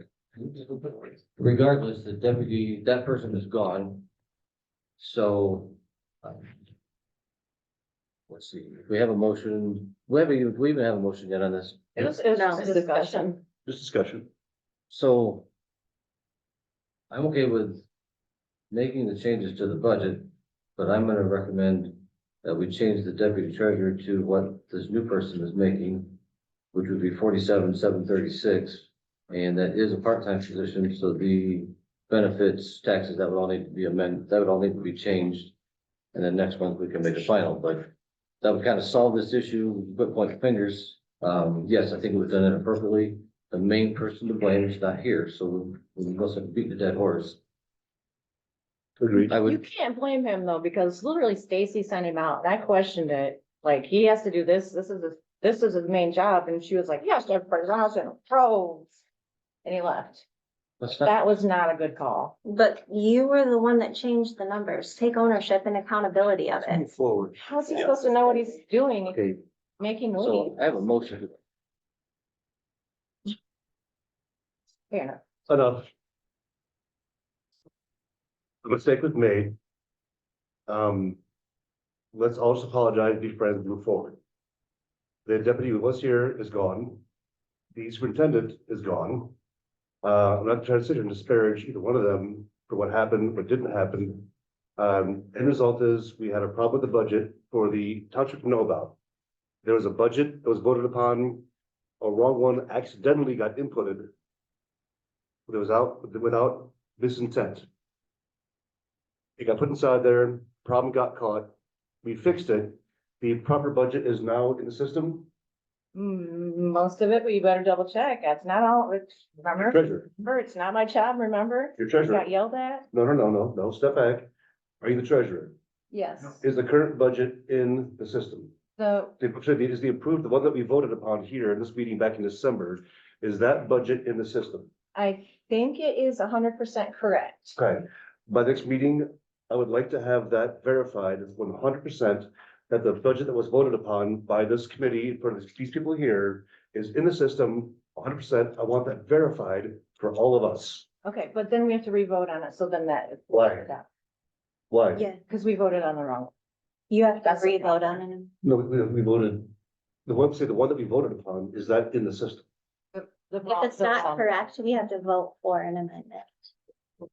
So we have to Okay, vote, well, I want to verify that's in there, or what, I want to verify what's in there. Nope. yeah. So, Good appreciate it. Yeah, so I want to verify by the next meeting, the budget that was approved legally, if that is in the system. If that is not, then we will vote upon the addendum or the amendment to make it correct. I think what you're trying to say is, we've got the wrong budget in, and by the next meeting, we'll have the right budget in to vote on. No, No. we had a budget approved. The wrong budget. No, Yes, that's the problem. It was the wrong budget. the wrong budget got approved. Yeah. So we voted on the wrong budget. Yes, so we need No, it's to vote to amend the budget. Okay, Yes. so Can we do, agree on that? Yes. okay, now I'm up to speed now, getting there. So we have the correct budget. Is the correct budget available for the approval, for the perusal of the township? I would double check I the numbers wouldn't before we know. make a Yeah, you would formal vote. want to double check, so we're gonna have to actually Okay. really be carefully double check that. All right, I think that they're in, I think that they're right. I went back to the 3-hour video. I brought all the paperwork that I used to do that with. okay, Thought this would come up. so then, the video of the, Meeting. budget meeting Yep. or the, The budget meeting in two different angles, Good. one from here. does, to the- does, okay, you got the video? Yeah. I don't care, 15 angles, video, so that's fine. Hold on, we'll just, so we get it there. I think an amendment saying we need to verify. I'm sorry, we did. Resolution. Hmm? Resolution. What was- Next month, we'll have a resolution to verify the budget, that it's the right one that we voted on and agreed at the meeting with the 2.5% increases, like we all agreed upon. That's the goal. Not 100%, not anything else. Just exactly what we agreed upon. Do we need a second to that? I second that. This is a roll call, or is this just a, aye? Yeah, roll call. Roll, please. Roll call, please. Before, now we're into discussion. I'm sorry, in discussion. So I would like to amend, I would like to make a motion, inside of this motion, that the hourly on the treasurer report, which would be for her deputy treasurer, would be changed to 47,736, which would be what the person is making now, would be a part-time position. That the math part, the social security, insurance, and retirement would all need to be adjusted prior to the next meeting. So my motion, so this would be something we would vote on before we would vote on the whole motion. I'm voting to amend the resolution that Erica made to direct that the So hourly portion, the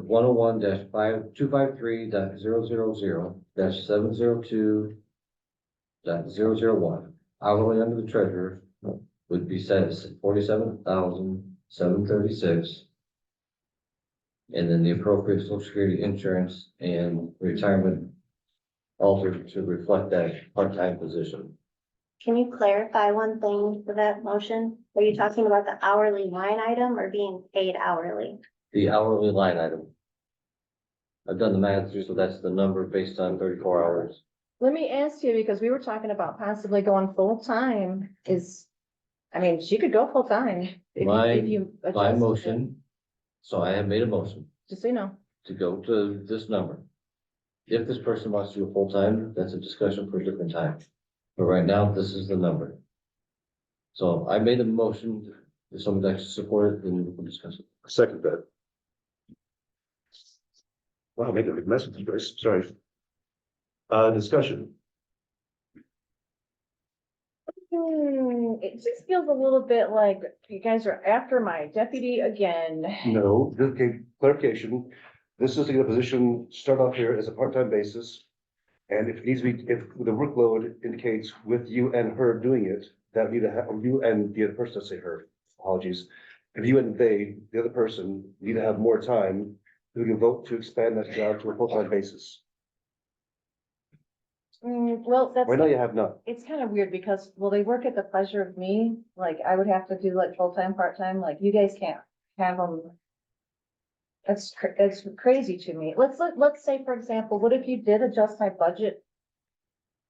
What if you did adjust my budget down to $2,000? If a deputy works at the pleasure of the treasurer and I go over budget, doesn't that mute the point anyways? Like, how would that work? You would have to do a budget adjustment. So in other words, if you're gonna try to control me or my office through the budget, it's just not gonna work. Like, So we're still trying to get you a deputy. yeah, We're trying to get you a deputy to help you out. well, I got one. I got another one. I've got it replaced, Right. you know? So now your deputy, is she full-time? My deputy's full-time. Okay. So she's had a full deputy all 4 years. My first year, it was $5,000. My second year was 23. It's just Not past year, I'm talking right now. right now. I'm talking right now, this, in the past 6 months, has your deputy needed to have a full-time or part-time capacity in your past 6 months here? Full time. Okay, then I would change my support and we need to make this as being a full-time position and adjust the budget for that. We haven't, you can't change your support, you already supported it. Hmm? You already supported it, so the. We're motion- still discussing That's second. Still debating year. it. Okay. You can change it. He's lying. So, Excuse me. so the issue. Wait, so who's the floor? I have Point of the order. floor. Yes, Okay. please. So we had a meeting, you and Clerk Faracco can verify this. That when I tried to get financial documentation, I was told none of the board members are allowed to get any information from your deputy, that they have to go through you first. So if you are not there and I'm not able as a trustee to perform my job to get in financial information that I need to do to correct an error, then why am I paying your deputy for a full-time position? My deputy, I've known her for 45 years and Irrelevant. has always been healthy, Irrelevant. but. No, no. If she's here, no, irrelevant. Listen. If she's here, no, stop. Order. If she's here, can she report to the board? She had a blood pressure of 240 and they would come in the back door now. So at that rate, they cannot. Verify. Yes, she went to the doctor. Yes, yeah. She looked good because of her blood pressure. She's out, like, I can't kill her. If the position of deputy treasurer, should they be able to report to the board with answers without you being here? As if they long have as, knowledge. as long as they don't have a health concern, yes. That's irrelevant. No, if they have health concern, they shouldn't have the job. And they don't. Okay. Yes or no, will your deputy report to the people here with information?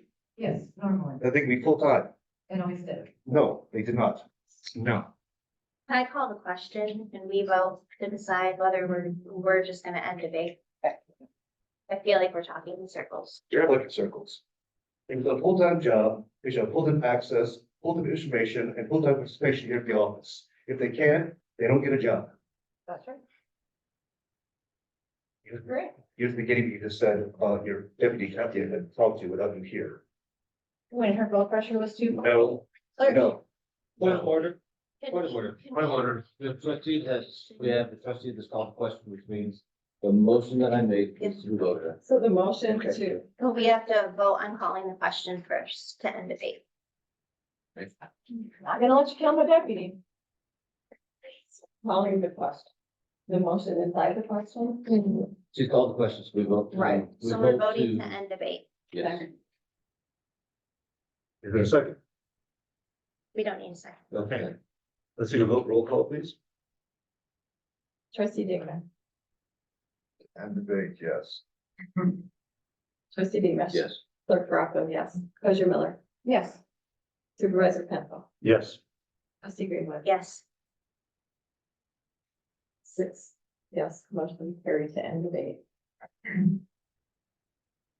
So the motion about the part-time job and salary still on the table? Yes, sir. Now it's time for that vote. Okay. No, May I ask one question? Yes. Clarify my response to this vote. okay. I think we just need to ask basic question. The amount that's on there, the 60 whatever thousand. Okay, are we voting on that being a salary number regardless on the hours the person works? You know, is that a breakdown of an hourly wage?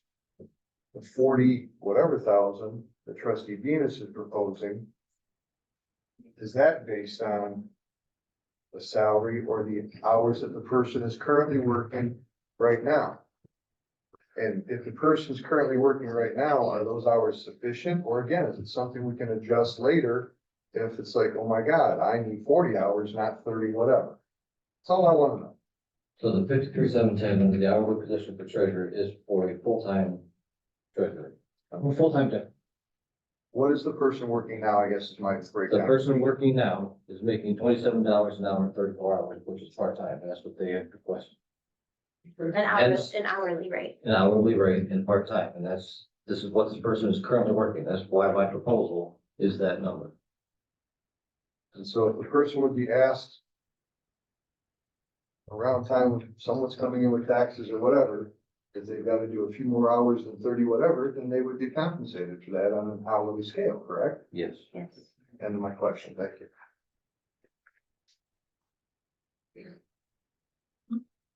There's a town hall door. So, for your motion, we had discussion, and now roll call for that, please, as far as the making for a part-time position of a deputy treasurer at the hourly rate listed. And everything else you said, 47,736. yes. So, is discussion ever? Yes. Technically, Erica, the, hours that she's working now, do you feel like that's sufficient? Well, the other thing is that she's just warming up, so it's been about a year and a half since she's been here, she's grabbing it back up, but like we're still putting her on the computer, like I hesitate to pay full-time on the warm-up period. Okay. But I want the option to go full-time as soon as she's warmed up. So then that could be a budget adjustment. It could be, or you could just leave it and not spend it, so it's there. And it goes back to the pot if it doesn't get spent. Then I can't spend it. I mean, I can't spend it on her. If she's at $27 an hour, right? Yes, yeah. I mean, no, I can't spend it. as long as we're skipping over voting on, that's already, we've already voted on. The last deputy treasurer was part-time up until we approved the budget for her to go full-time, and she made it two months and then she quit. Hence, again, my argument that we budget this as a part-time position, that's the way it was being done prior to someone serving in a full-time position for 2 months, or maybe 3 months. Regardless, the majority of the time, this was done as a part-time position.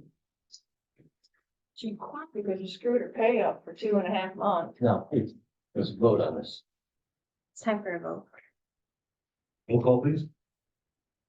Okay, so this is the motion to change the hourly treasurer dollar amount to 47,736.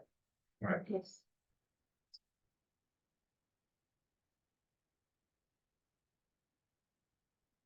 Stu Greenwood, Yes. trustee Dingman, Yes. clerk Bronco, yeah. Treasurer Miller, No. supervisor Kendall, Yes. trustee Beamish. Yes. Okay, so 5 yes, 1 no, motion carried. Here.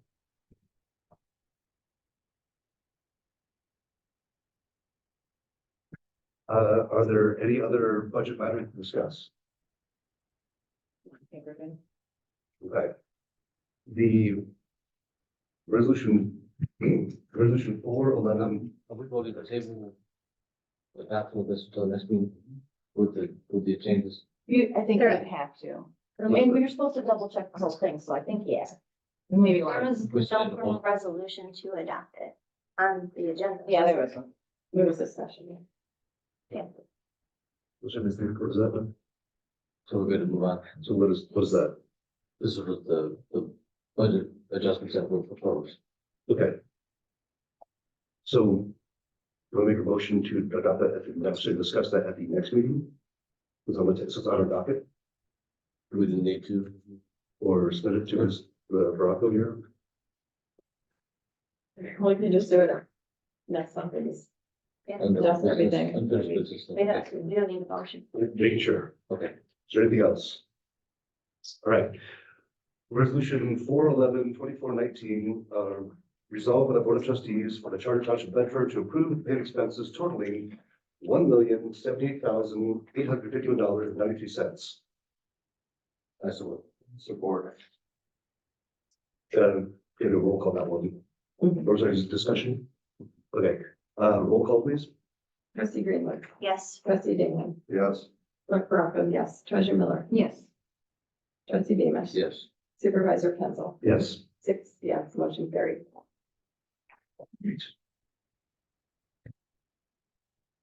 Oh.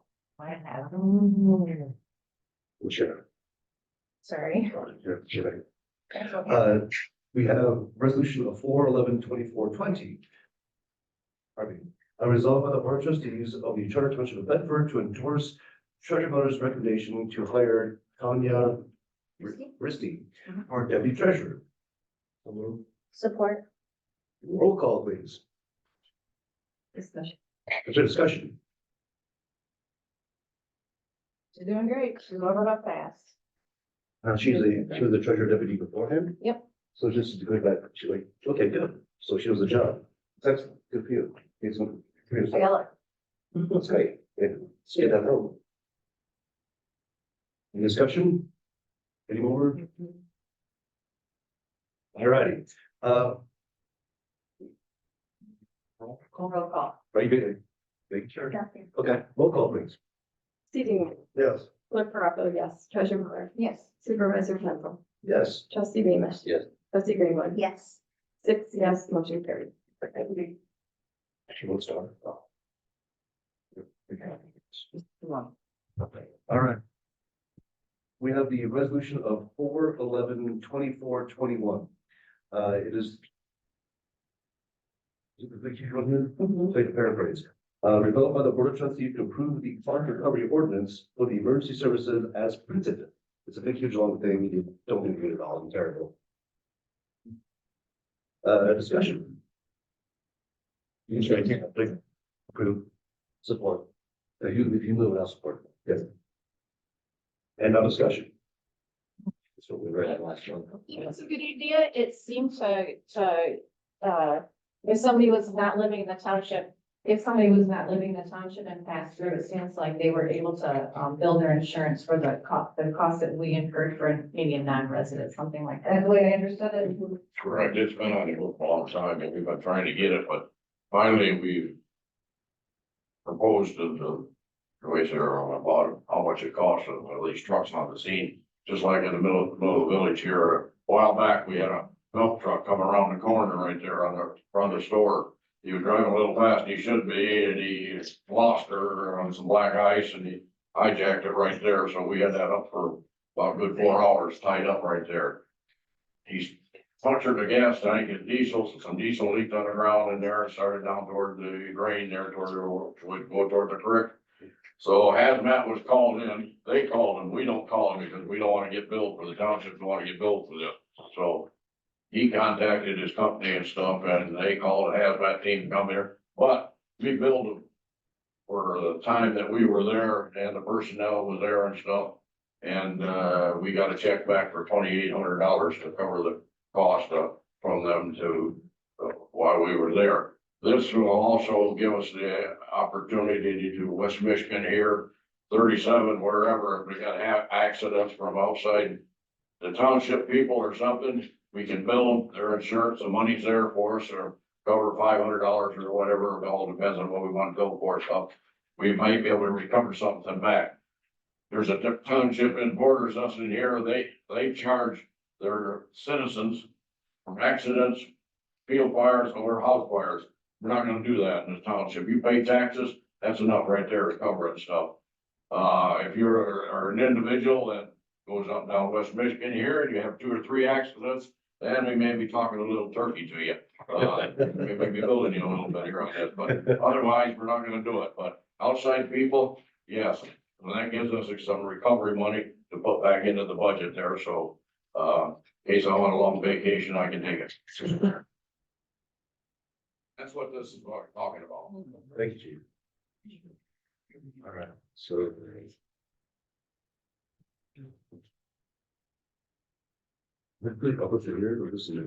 So, roll call. Discussion.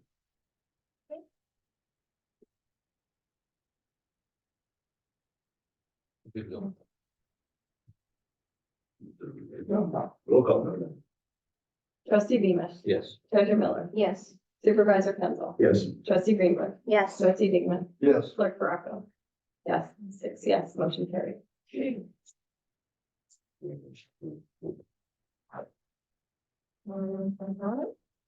thought that did all of it. Thank you. Well, that was all right. Yes, That's why after that super show on that. Chip. this is here, so, okay. It's for everyone, right? Apologies. Resolution 4/11/24/22.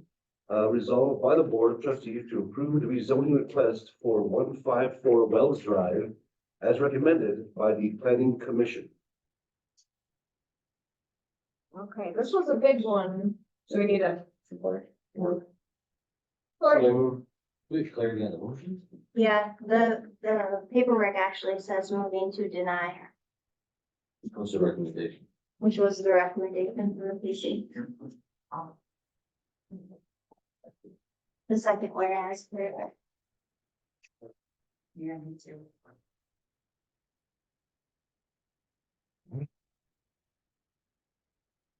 So we're moving to deny. This is, Well- but that's what the says here now.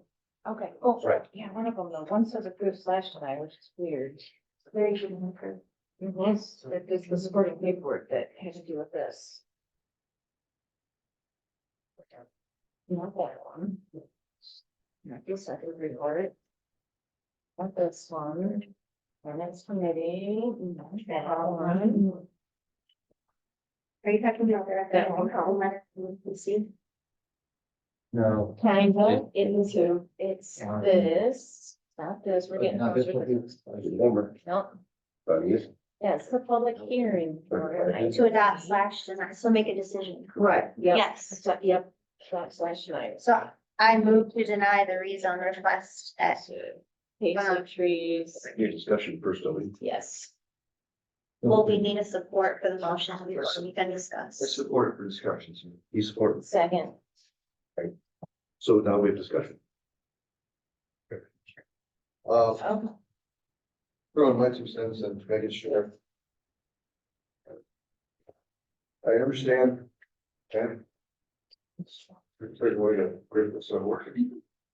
I understand Mr. McKay's statements of grouping the businesses. However, once it was explained to me what entry we're talking about, you know, being familiar with all the little roads around, you know, the businesses on M37 and Edmonds Road and that, those roads are prepared and designed to handle the traffic and the vehicles and everything else. But the small residential road we're talking about that has, if memory serves me, about maybe 6 houses on it. You know, before I'd ever vote yes for this, I'm gonna knock on doors again. I think that would be very intrusive into their neighborhood. And I would have to vote to deny this. You know, if it comes up again, I will go walk again. But if I live down a short, little, small, private road, where there's me and my 6 neighbors in a very quiet neighborhood, I all of a sudden don't want large commercial trucks and delivery trucks and such trucks, so on and so forth. That would be my This is the current opinion. overturn this initial discharge. Commercial, someone is wrestling.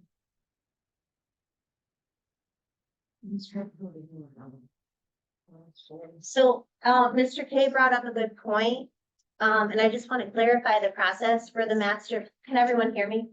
No. I want to clarify the Sorry. the process for the master plan, and the future land use map. What Mr. McKay is referencing is the current land use map. So, the planning commission did completely reworked the master plan, which is what the township vision would be for land use moving forward long term. So yes, Russell's Country Store and, certain areas are spot zoned. We refer to that as spot zoning. You would notice in our current land use map that it's peppered all over. And the future land use map allows for distinct districts, and it's supposed to be that way in order to be respectful of our neighbors. So the applicant submitted the request, and the reason that it was denied was that it didn't meet any of the criteria in the master plan or the future land use map.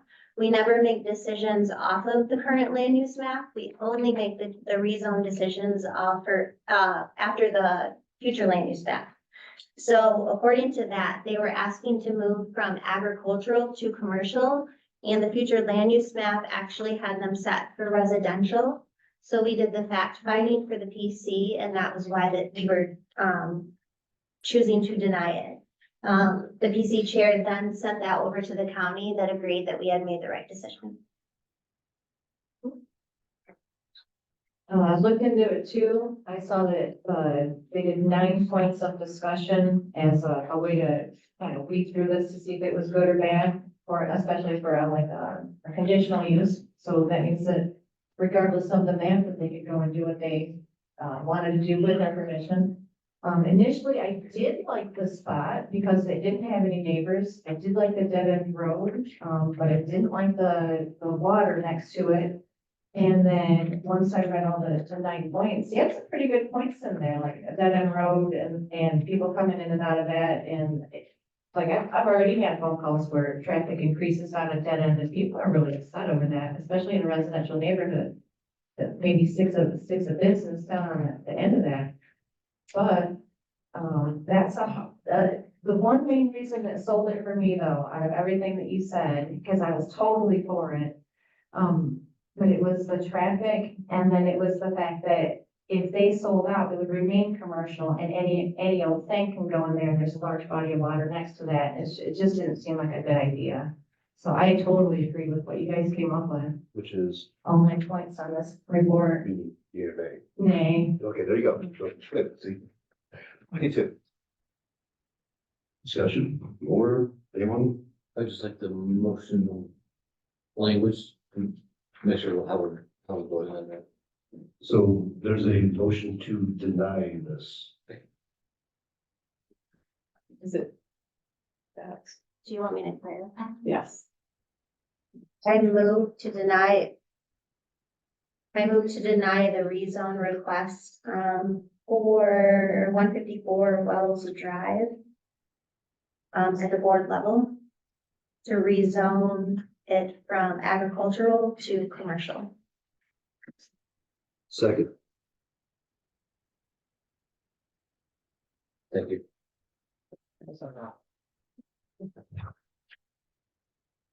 We have Done? Done? I am.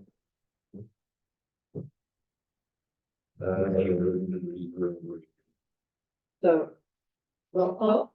Roll call? Roll call. President Miller. The nay is A nay is it, we're voting, But yes, it's to deny. a yes, move to deny. yes. Yeah, double negative, yes. Trustee Greenwood, Yes. trustee Greenwood, Yes. trustee Dean, Yes, to deny. supervisor Kendall, Yes. clerk Peruka, yes. So 6 yes to deny, motion carried, or to deny.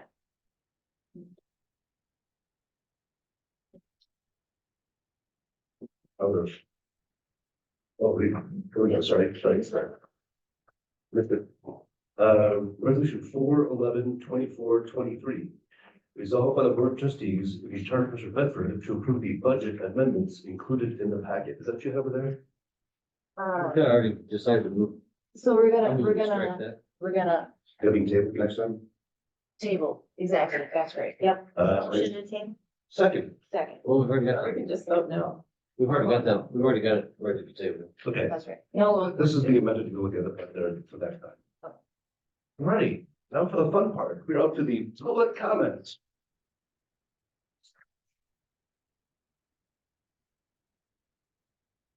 Is that like we're working or not?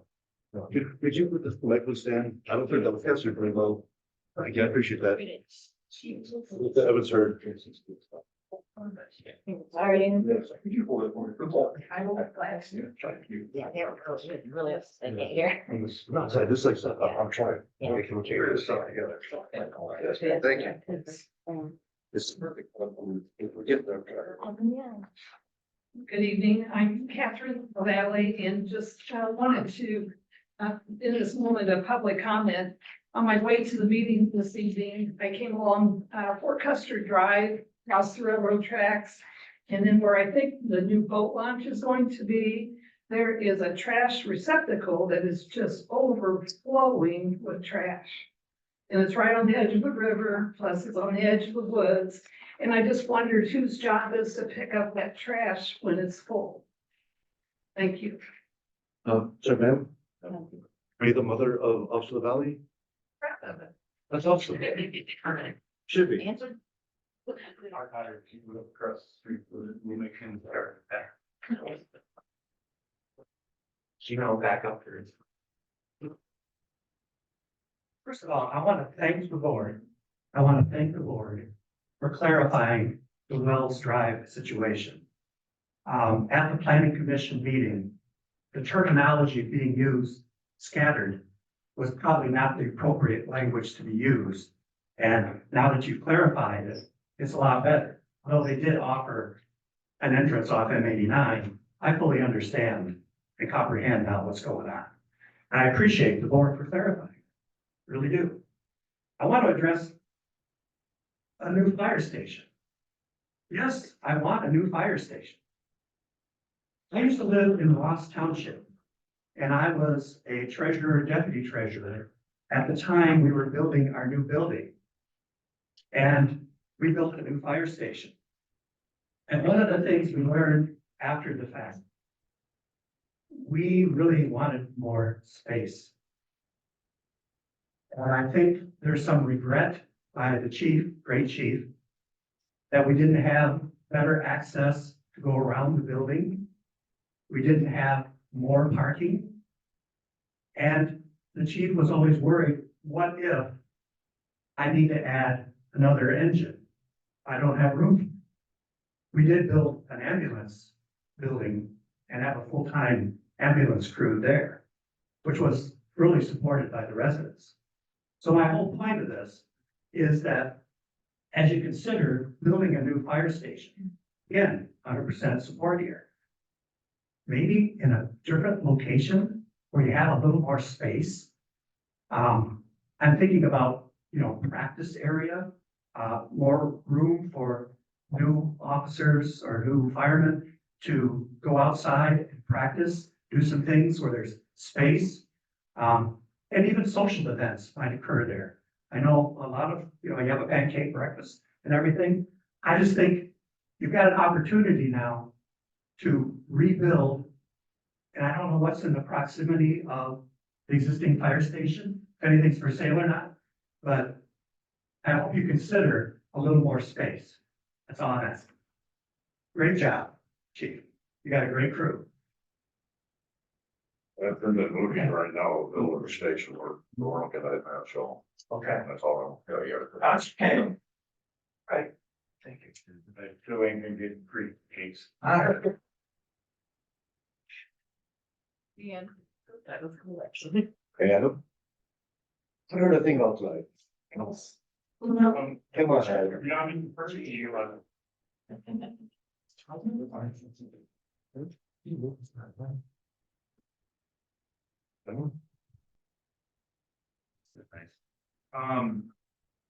Adam Michael, former supervisor.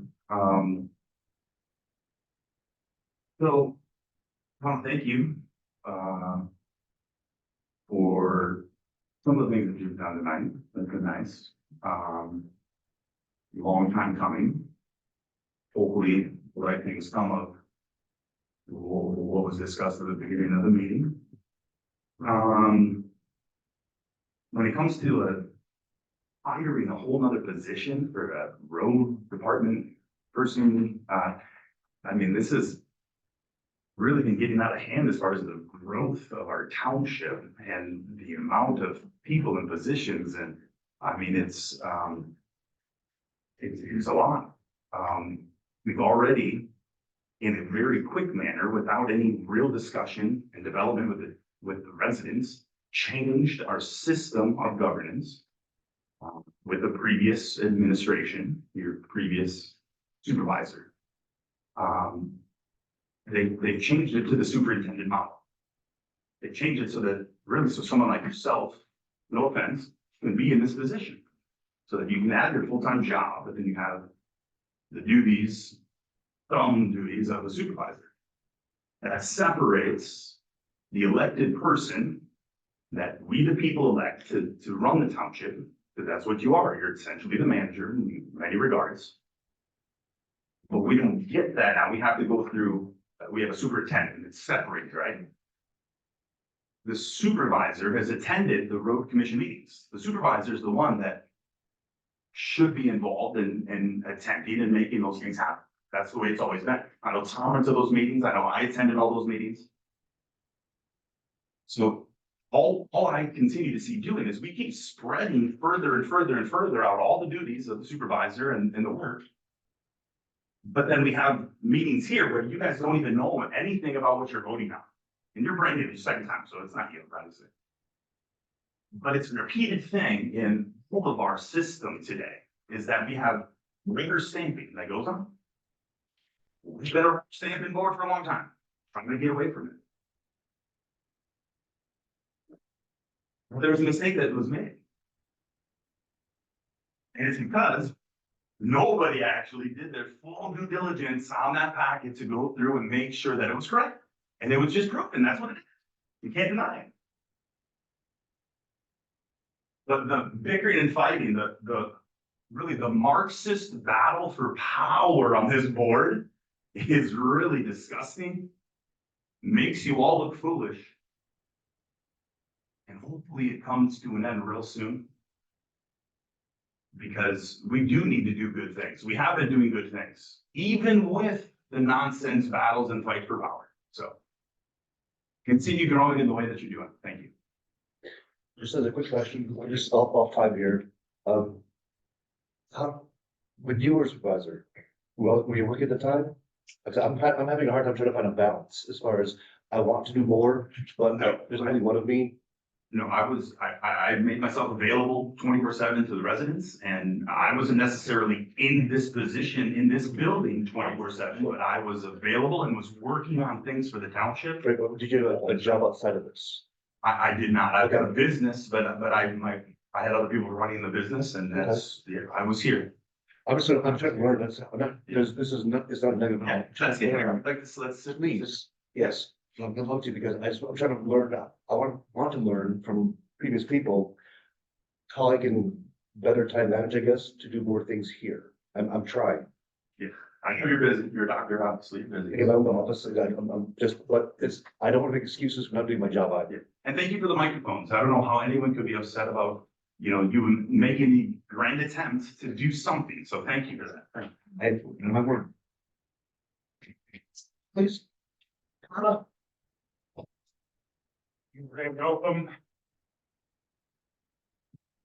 So many things to say, so little time to say it.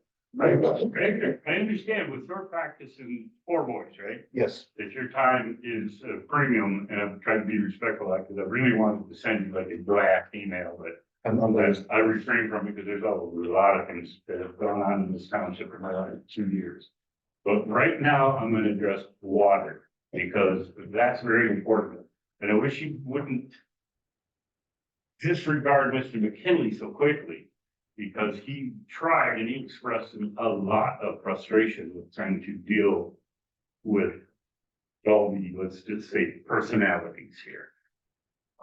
He introduced me to a young entrepreneur back here one day, and we sat down, my wife, and I believe you were part of that conversation.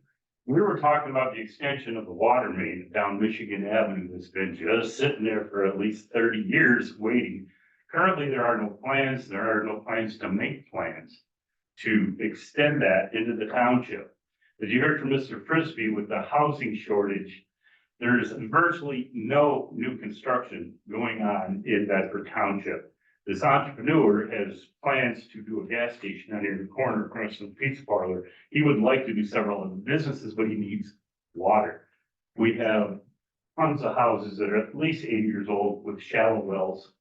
If they get contaminated, Battle Creek will take over. So we won't have that problem unless they find this a source of massive amount of money to, they just had a crisis with 40 houses down on River Road with PFAS contamination. If they did not find that grant, Battle Creek would have done it. Battle Creek would have annexed that property. And that would be part of the city of Battle Creek. And that can happen all across here. Go ahead. I'm not saying I don't want that to happen. Oh, I don't say you can't, I'm saying I don't want that. It's a priority. We were told that we can't do anything because the people were sent questionnaires and 300 came back. The majority was negative. Well, they were negative about this Dollar General down here. And the very people that protested the Dollar General are in line there virtually every day. Because as you grow older, you resist change. And I'm saying of all the things going on right now, the water is critical. That will bring new housing, will bring new businesses. And nobody wants to see downtown Battle Creek out of here. Nobody wants to see downtown Battle Creek in downtown Battle Creek. But we could use maybe a laundromat out here. We could use, how about an Applebee's? Everybody loves Applebee's, right? You know, I mean, there's so many things. I know it's a massive project. They're gonna resurface, I understand, in 4 years, Michigan Avenue. That's a wonderful opportunity, which closes fast because there's so much minutia that goes. I mean, the overall plan is one thing, that doesn't take long at all. When you put together all the pieces and the components that it takes to put together the pipes and the sewage and where it's gonna go to meet all the codes, to do all the inspections, it's a huge and massive project. We were talking about TIF financing. Battle Creek has something called BC TIFA, which is tax incremental financing. Excuse me. I had a little business experience that I don't think I talked about it, which everybody knows me as a trucker. They didn't know I owned a trucking business and a retail store. The clock. Oh, I guess I've run over. But If you wouldn't mind, after the next meeting, would you talk to us a little bit? absolutely, Thank you. sure. And I reckon that, Being real smart. I'm not gonna hurt anybody in the thank you. It's cheap, Greg. She's gonna pass it out. It seems like it. Have a good mom too.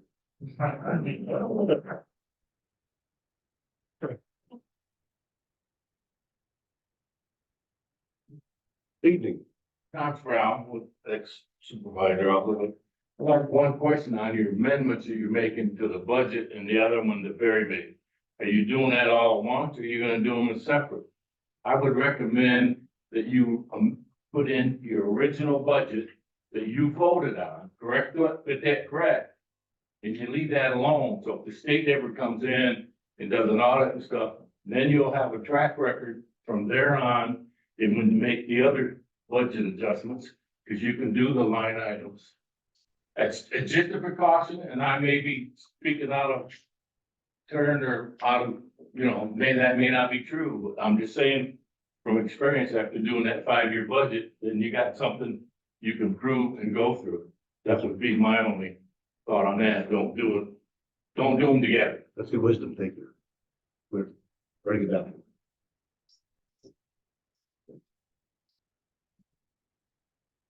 Anybody else?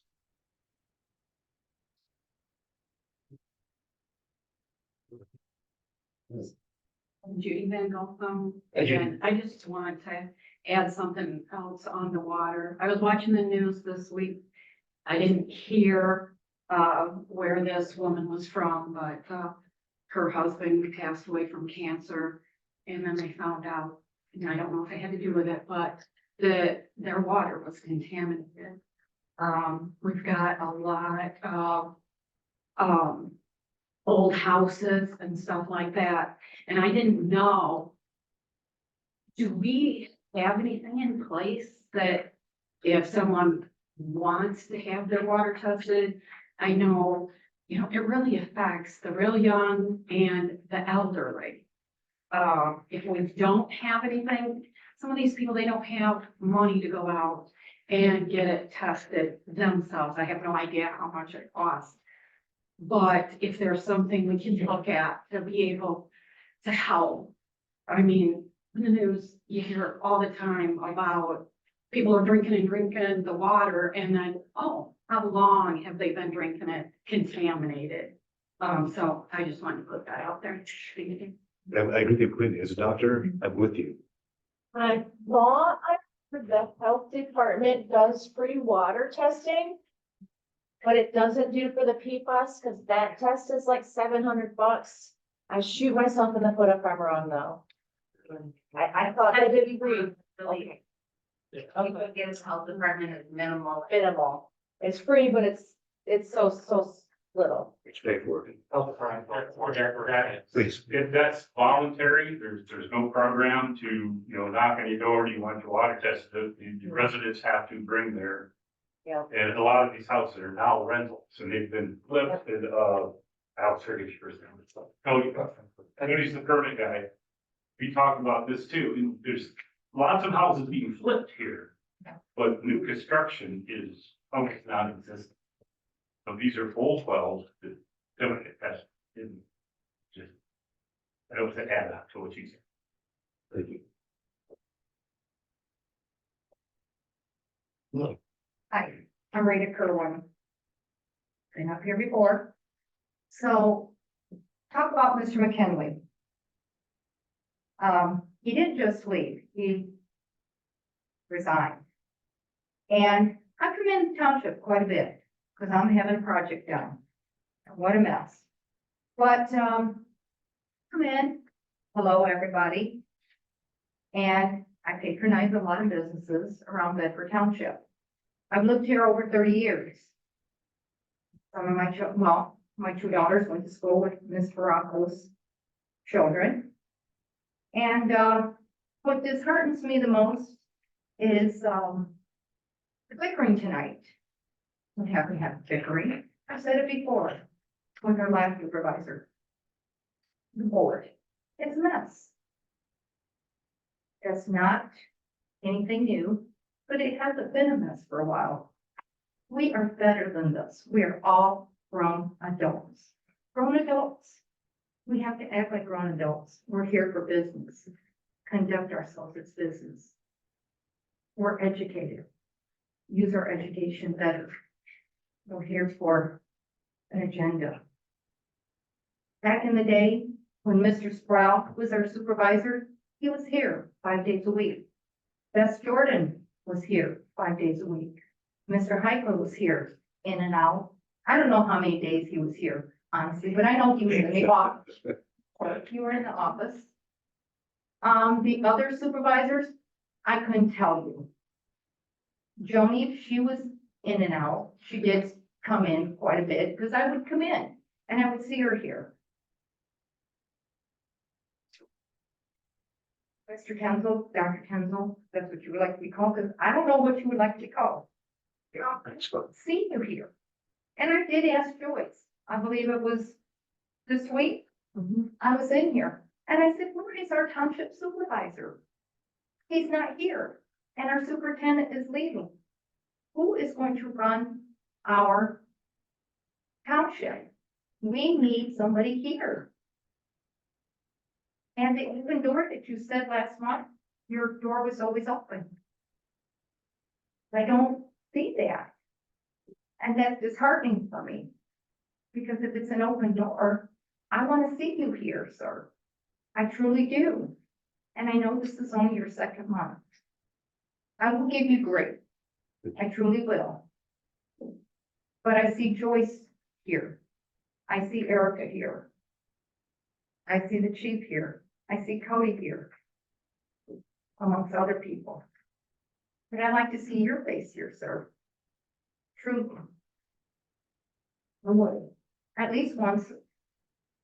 Or maybe, I know you have a practice. And Mr. Joyce told me. And I know it's hard. But I would like to see you here. Because we as a residents, I don't know how everybody else feels, but me personally, I'm a resident. I want to see you here. I see everybody else. Usually, I mean, I don't see Mr. Dingman here. Sorry. He's not doing the worst. But I mean, he's busy. That's not a Dingman. I see Mr. Beamish, and I see Mrs. Greenwood. See you here, you're our supervisor. We have to have a leader right now. We truly do. We have to have a leader. Respect that, and I'm in a hard place. I have my business I've got to run. I have all those families there, as far as not only my patients, but my employees that come to me. I took this job because I was asked to help fill in and help in the interim. And I'm trying to do my best. And I can only be at one spot at one time, Get it. but I will. I will try. I'm gonna give you grace. Thank you. How's that sound? I'm trying. So I can print out all I can say, and I'm trying. I get it. Okay.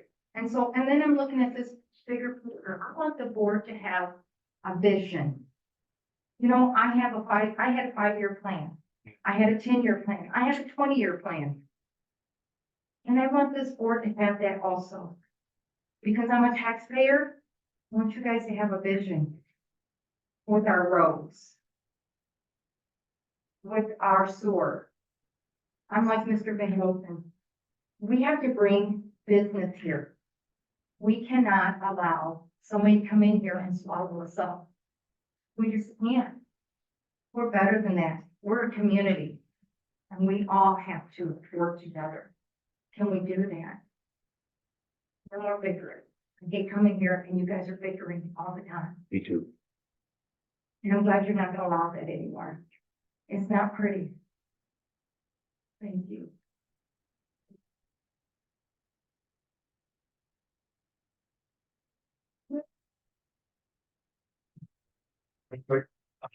Two things, as far as the, road coordinator position, I would, encourage the board to let the report be their guide as far as the description. We did kind of, incorporate some of that in there. I don't think it is the intention of the road advisory committee to have this be some full-time tens of thousands of dollars position. As far as that goes, obviously, we can't make a recommendation to you as far as those kind of specifics, but I can tell you that that was not the intent with the discussions amongst the group. Obviously, you ran for supervisor and, the deal has kind of changed on you. Obviously. I have a concern as a resident, so you now have a bunch of statutory duties that you're maybe not hip to or, don't know about or whatever. I would encourage you to lean on, members of the board that have been, in a position to, run a meeting or get agendas around and stuff. Speaking from my own experience, takes a lot of effort and a lot of time. So there's questions you can ask. Any of us, we're happy to help. Thank you. Thank you.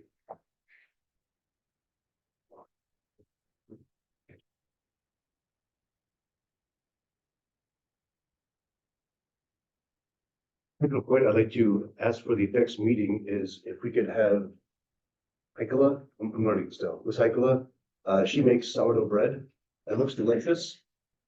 And actually next time, if you could, bring to loads possibly for sale or whatever here, they look delicious. And actually, I want to try one. So if you can bring a couple loads, I'm gonna buy one next time. And, there's that part. Announcement by the supervisors or the elected officials. Are there any, from the board here, are there any announcements? Any brought? Good. Couple things. Just a quick thought. I feel like this agenda was a tree. So I wonder if we could move forward with maybe tablets that we could just load and read, is the thought to the board. And then smoke detectors, chief, is there a limit on the smoke detectors? Is there a limit on smoke detectors? I think average, have to see and just how many people, how much they want, maybe, Okay. I'd say at least probably maybe 2 to 3 we can start with, and then we'll see what that covers. Okay. Depending on the side of the house and stuff, but I think 2 or 3 if we place them in there, we'll put them in the area where they'll be the best in situation. Okay. But they are available, like in the combination one, it takes you smoke and the carbon monoxide, or you want one of them just carbon. Okay, so you're just gonna play it by ear. Okay, fair enough.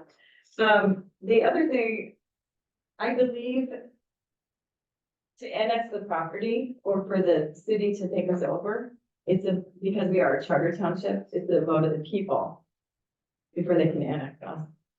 That's why we chartered. Not in the case, if they have to do emergency water, if you did not have to pay grant to pay for the water. Oh, I'm sorry, I'm monitoring on that. It's okay, it's okay. I just believe that, because we're chartered, it's a voice of the people. They vote on it. We were just at a PFAS meeting today for the River Road project. Has anyone driven down River Road? Anyone else drive down it? Okay. It's, they have a completion date of September 27th. Oh, so Cody and I attended that meeting this morning. It's moving along quicker than they anticipated. They haven't had any real issues going forward. We are also in the second phase, getting ready to apply for another water project with the same parameters, that it would be free, not cut the township anything. And that is the Ellis Road project, which would then hook into the River Road project. So we would serve more people. And we are having a little bit of issue trying to get someone to let us go through their property in easement. So we're trying to work through that. That is funded by the state too, the easement costs would be. The second, I almost finished. On River Road, right now, if they hook up, it is free, completely free. So it hooks right into a curb inside your house, completely free. Plus the meter. Everything is free. If they pack up, they meaning the crew, Hoffman Brothers packs up and leaves, it's not free any longer. So if you know anyone on River Road, make sure they understand. And understand also, if they hook up for the water, their well is capped and sealed. That's part of the deal. I'm gonna address what we perceived as bickering. I'm gonna say it was discussion. It was trying to bring out, real, true feelings and how it's impacted. So that was a way of showing that we're spirited and we all care about the township and we all want to make it a better township. So that's good. So. Let's do this first, so, Hi, I actually didn't have a whole lot to say, but I was gonna ask, did you want the smoke detectors on the flyers and the tax, with the, you want the whole residents to know about that? Just residents, township, Just, okay, that's just on our tax, you know? yes, Okay, the township. We're trying to probably set up a number that you can call in down here or and stuff and, leave a message or something, their name and address where they are and stuff. Cause these are particularly, well, they will be thrown on the township here, people.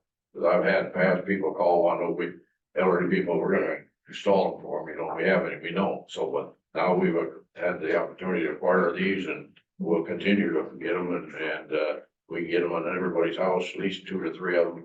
If, they can't afford them, we'll pay $30, $40 for one combination, well, we're gladly replace, put one in for them. yep, absolutely. We're here to serve the people out in the township and save lives and stuff, and if you don't have any of these, you may not wake up. Absolutely. So we're gonna get that up for everybody and try to help spread that message.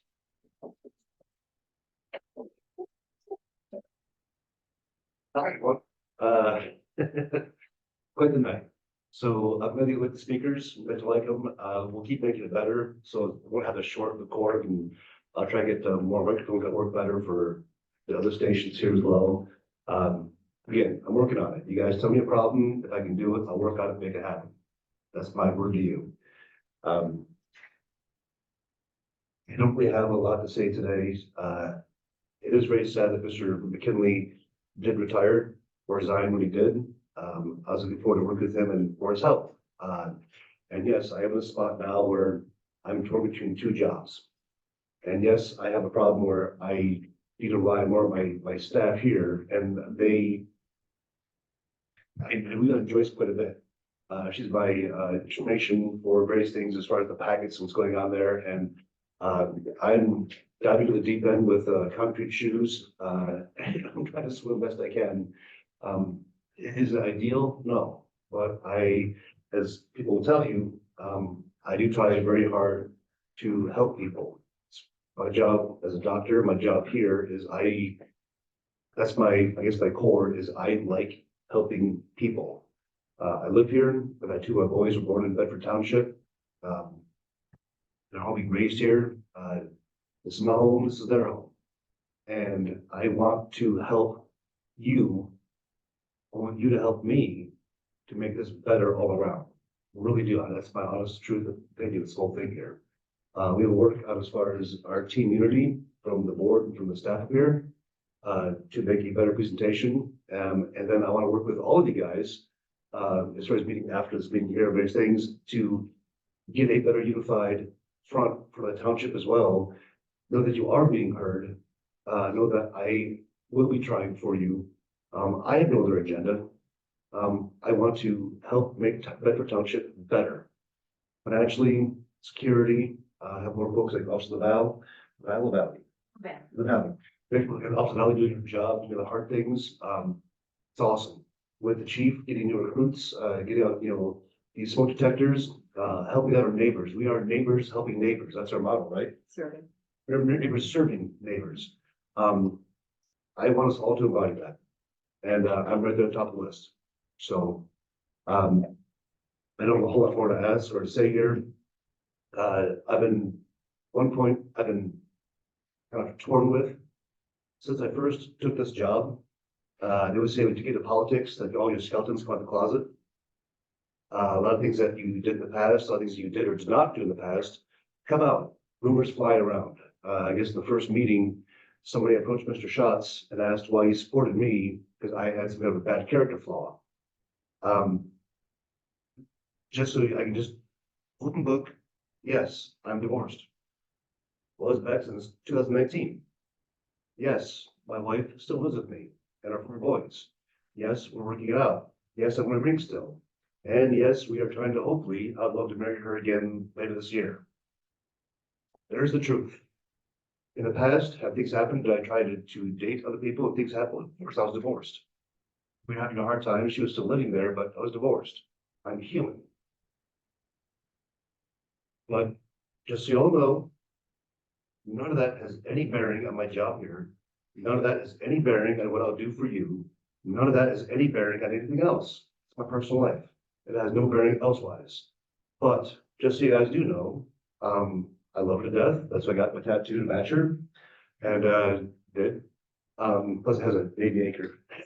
But I hope I can have the privilege of one day marrying her again. And she's the wife of my 4, so she's the mother of my 4 boys.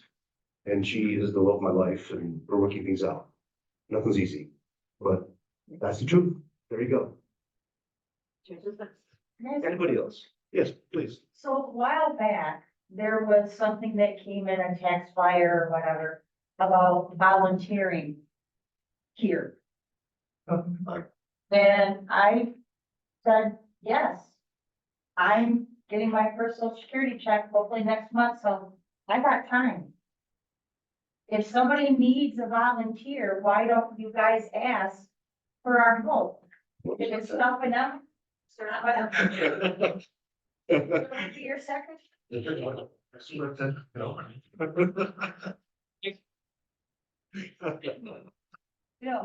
mean, you got something like that in the mail and I never got a phone call. It's like, I guess, I don't know why you set it out when you didn't ask.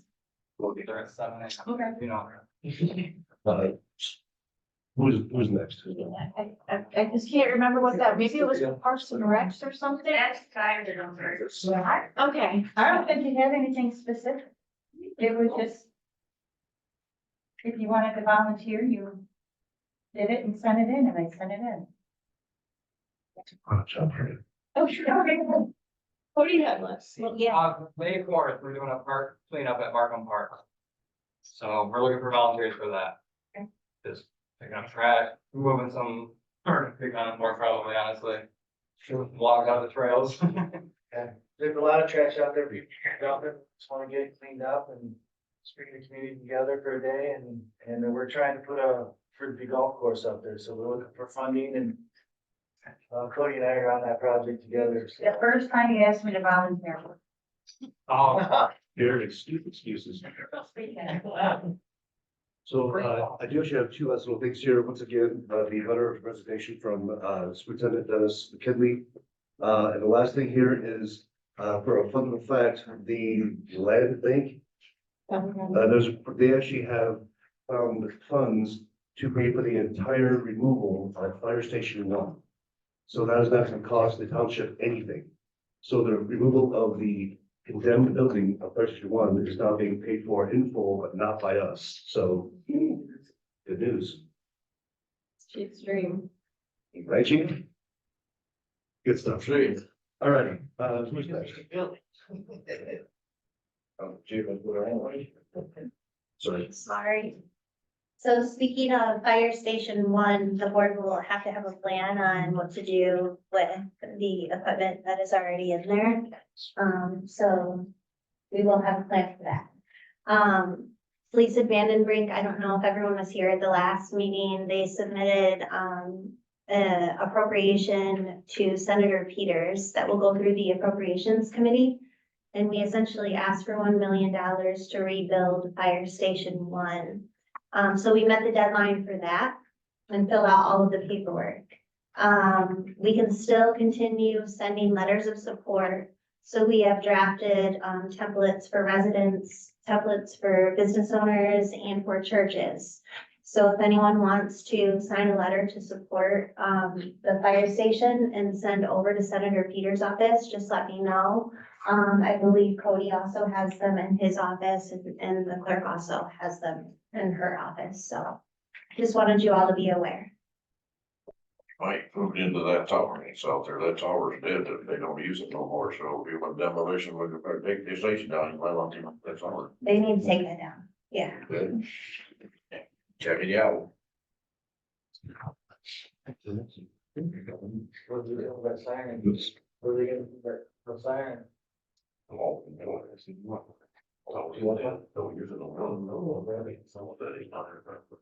All right. Couple things. All right, trustees have the fiduciary responsibility, which means, trustees have the duty to oversee spending, and that's not always a popular thing, but it's a responsibility the trustees have.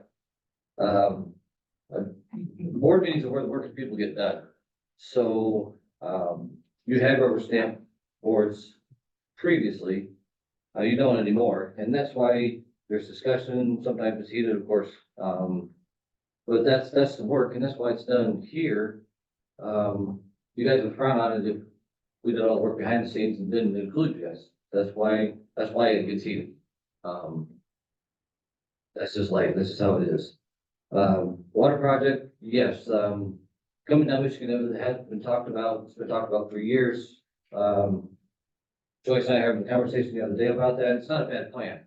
One of the, maybe one reason it hadn't been done before, the two water projects are in the works now. There was lies after lie after lie spewed from the podium there, and sorry, there was a treasury boyfriend that spewed it. So it kind of makes it hard to do some work when the residents don't stand up and support stuff like that, but they allow those lies to go on. Kind of gets, you get beat down on that kind of stuff. But that discussion has been had, it's not a new discussion, and it's an excellent discussion. We need infrastructure out here to grow. So that's a perfect thing that can happen. Time frame wise, I'm not sure, it'd be a long time frame. Mr. Kinsel's doing a great job as far as part-time in your position, you're doing fine. The rest of it will get done. No doubt. All in here.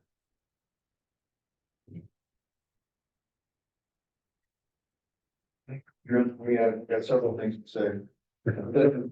Very recent past meeting, I wasn't just gonna sit here anymore and say it's time to go home, I'm gonna address the BS. as far as our former recalled supervisor standing up here and ridiculing and downplaying the board every time, I'm not gonna tolerate it.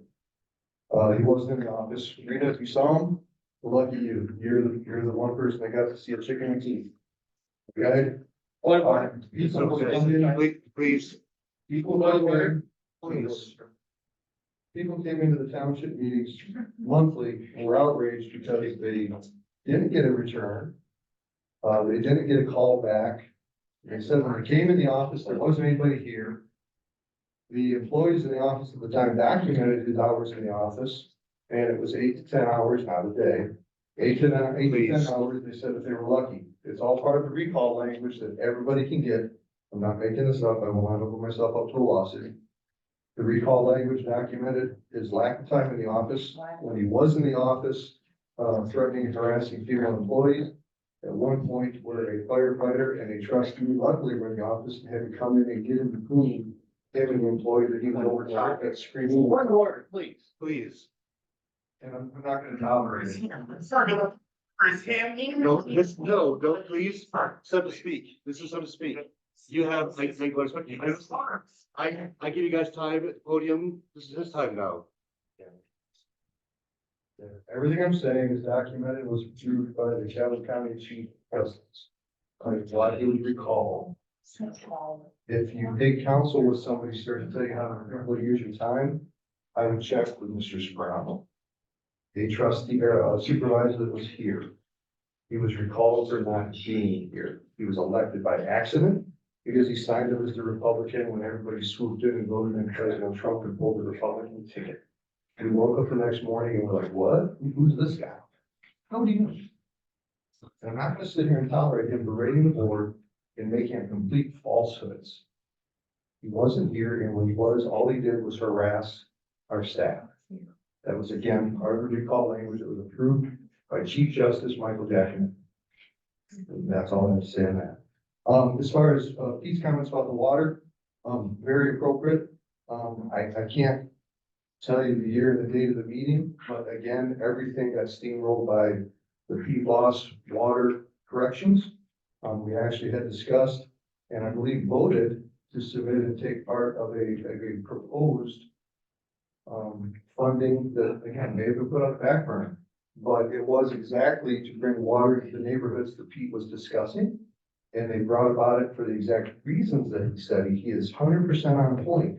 They said that those wells in that neighborhood, and I'm not gonna sit here and call it neighborhoods, I don't wanna freak anybody out that lives in there.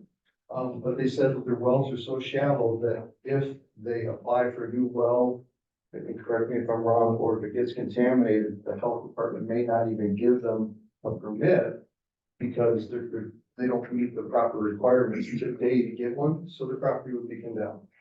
So we had voted to participate in applying on a grant that would bring water and sewer into those neighborhoods. And then the discussion at the table was that would then give us a plumb point, so to speak, at the end of that to hopefully continue it out and down Michigan Avenue to continue to the township to do exactly what we said. I'm not for Applebee's, by the way, but yeah, we need a restaurant, we need businesses, we won't grow without. So he's spot on, but again, I can't tell you what meeting it was. I'm sure we can dig it up, but we did both participate in that, but it got backroomed by PFAS. And I guess just to reiterate what a couple of people have already said, man, you know, that is why we moved to the superintendent model. Because when it was Miss Armstrong, this was her only job. When it was Mr. Sprout, this was his only job. Since then, it hasn't been that. And we take the chance of falling away from very important projects every election. So, you know, whatever Mr. McKinley's reasons were to leave, I'm sure they're important, and I respect him. And I'm hoping to find somebody who already has either experience or education or profession that can move in. Again, I respect your thoughts, but I don't expect to see the doctor here every day. I don't know if he's got one day a week to give us. You're not gonna see me here every day because I've got a full-time job. The trustee's position is not to be here every day. The trustees that you see here, you know, more often, self-employed have the flexibility. But again, that's why we moved to the superintendent model, because then we're hiring somebody that this is their only job. And, if that position needs to be changed because of whatever reasons, we can change it. But that's the reason we moved to that model, because we're afraid of things getting lost in transition. Okay, and, as far as the bickering, I agree, I don't wanna rubber stamp board, I think tonight was kind of on the excessive side of bickering, but, healthy disagreement is a good thing, as long as it's constructive and leads to an end. That's all I have. Be able to say something, I'm not gonna bicker with them. Yeah. I would just like to say a couple of things to him, please. But- It's not. No. Yeah, we talk afterwards. It's very, I would be polite, sir. I really will be. We can't though, it's point of order. I understand you, I want to respect you, but in the point of order, it's not the time for that discussion. Afterwards, please, Fine. please. Good inside, Mr. Logan. Good, thank you, sir. Trustees' personal privilege. We just have. That's it, okay, good. We're at adjourn. So now we're at adjournment. Our next board meeting is on May 9th, 2024 at 7 PM. The time now is 9:37. And we are officially adjourned.